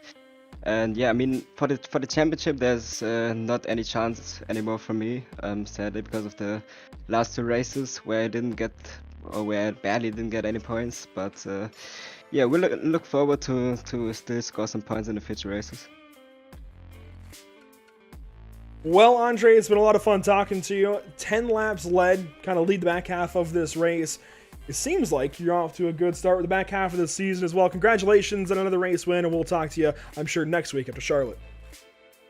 Thank you. It was Andre Melchers after another race win this season, JP. Let's go ahead and look through our race results. Still unofficial, things could change, but this is how they stand after 50 minutes of racing. Andre up top, Victor Miranda there in second, Matthew Dench third. That's your podium. That was a really good race by those guys. Matthew Dench, obviously with that late, I guess, comeback race, especially the strategy really helped him. So a really good podium for him. Bernardo Faria finished in 4th place ahead of Manuel Scoli. Daniel J. Thomas in 6th place. Lawrence Sabadil in 7th, winning the Pro-Am class ahead of Paulo Godoy. Brady Lubinow in 9th, and Sam Soyd finishes in 10th place.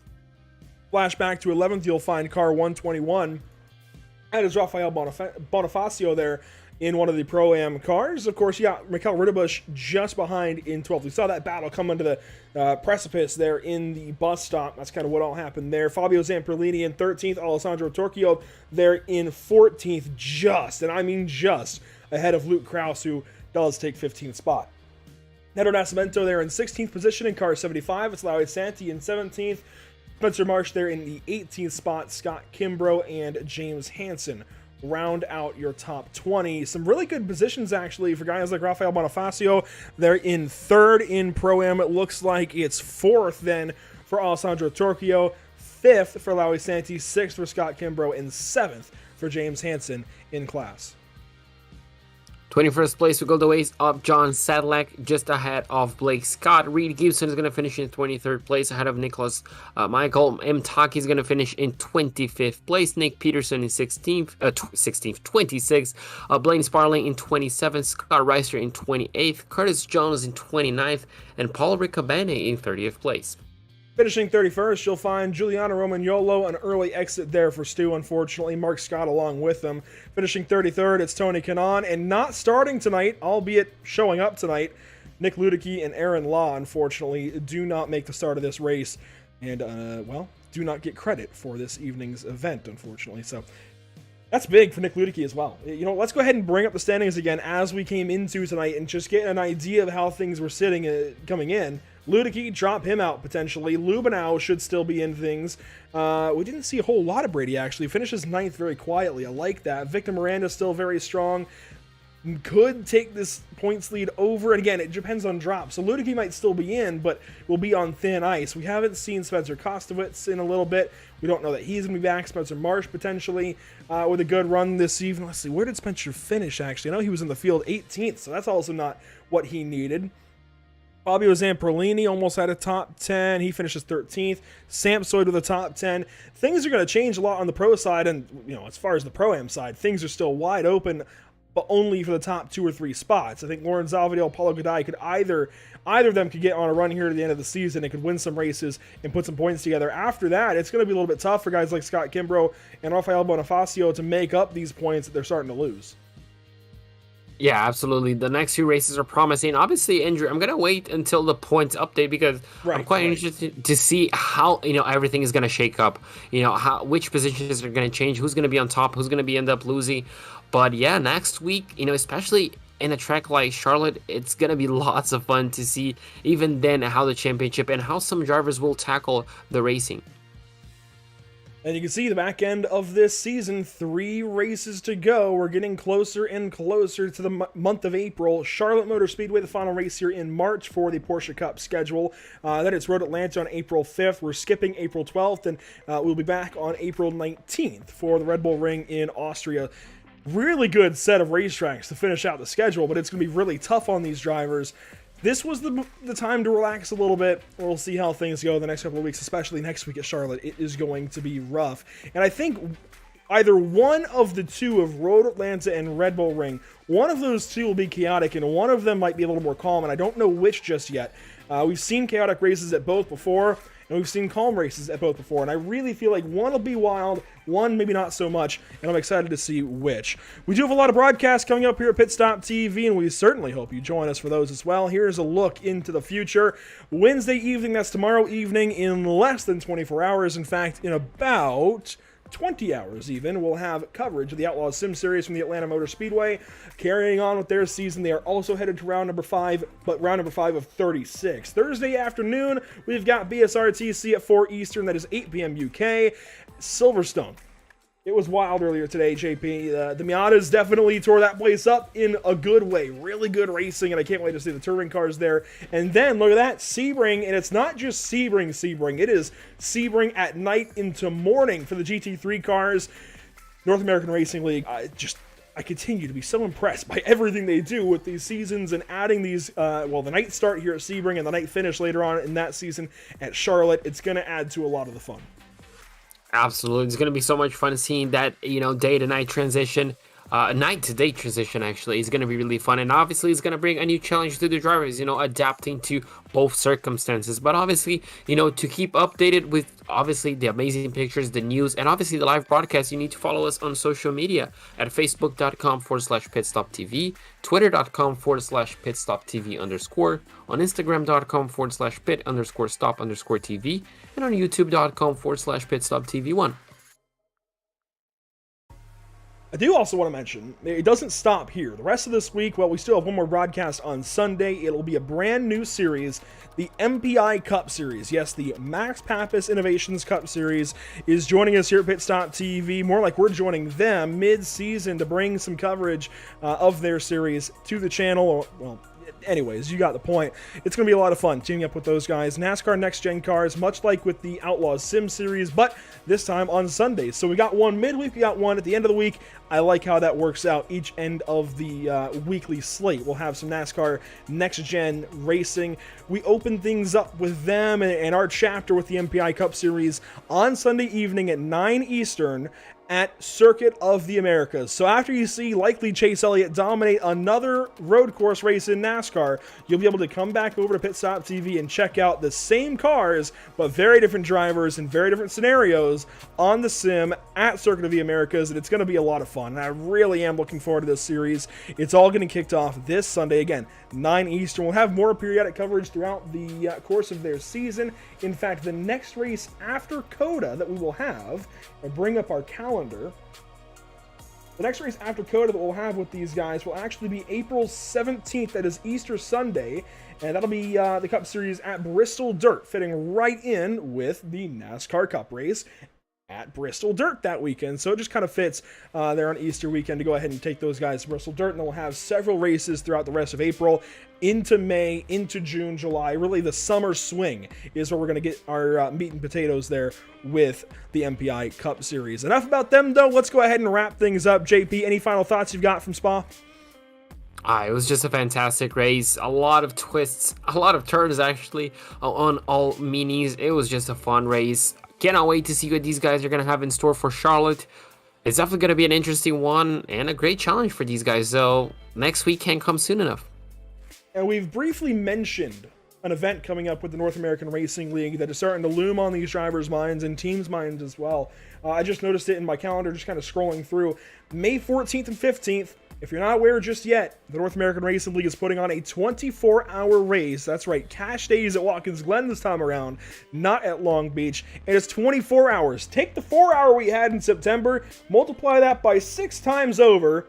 I guess because it's 6 months late. Well, no, 6 months and change. Anyway, multiply that by 6 times over, and we've got a 24-hour race at Watkins Glen, the first 24-hour race that we will ever cover. We won't have full coverage for all 24 hours, but we are working with the series to see just how much we can put in, and I'm very much looking forward to covering that event in any capacity. It's going to be a lot of fun, and certainly one of the more exciting broadcasts we've ever had at Pit Stop TV, if not the most exciting broadcast that we're able to bring to all of you who, again, like, follow, subscribe, what have you, here at the channel. For all of us at Pit Stop TV, a big thank you goes out to everybody watching along. I even noticed one Kayla Rondeau out there. A big shout out to all of our fans that are joining us and all of our newer fans as well. Just thank you. Thank you so much for just being here, following along with Pit Stop TV, hopefully following us on social media and enjoying these broadcasts and letting us know that you feel that we do a good job. It really does mean a whole lot to us. We get messages every week from drivers, teams, fans alike, and it really, really does mean a lot to us and puts that inspiration into us to keep doing this week in, week out, and sometimes day in, day out. JP and I, we've got doubles on Tuesdays and Thursdays the rest of the spring, and it's a whole lot of fun, but man, it does get tiring after a little bit. It does definitely wear on you just a little bit, but it's those kind of messages, those kinds of comments that bring us right back to it and reinvigorate us to keep doing this week in, week out. For all of us at Pit Stop TV, as I mentioned, JP Costa alongside me all day today, as well as Zach Murdos on our social media channels. Thank you so much for tuning in. We will see you next time, hopefully tomorrow night, joining Emerson Arden and Devin Kent Zimmerman at the Atlanta Motor Speedway for the Outlaw Sim Series. We'll see you there.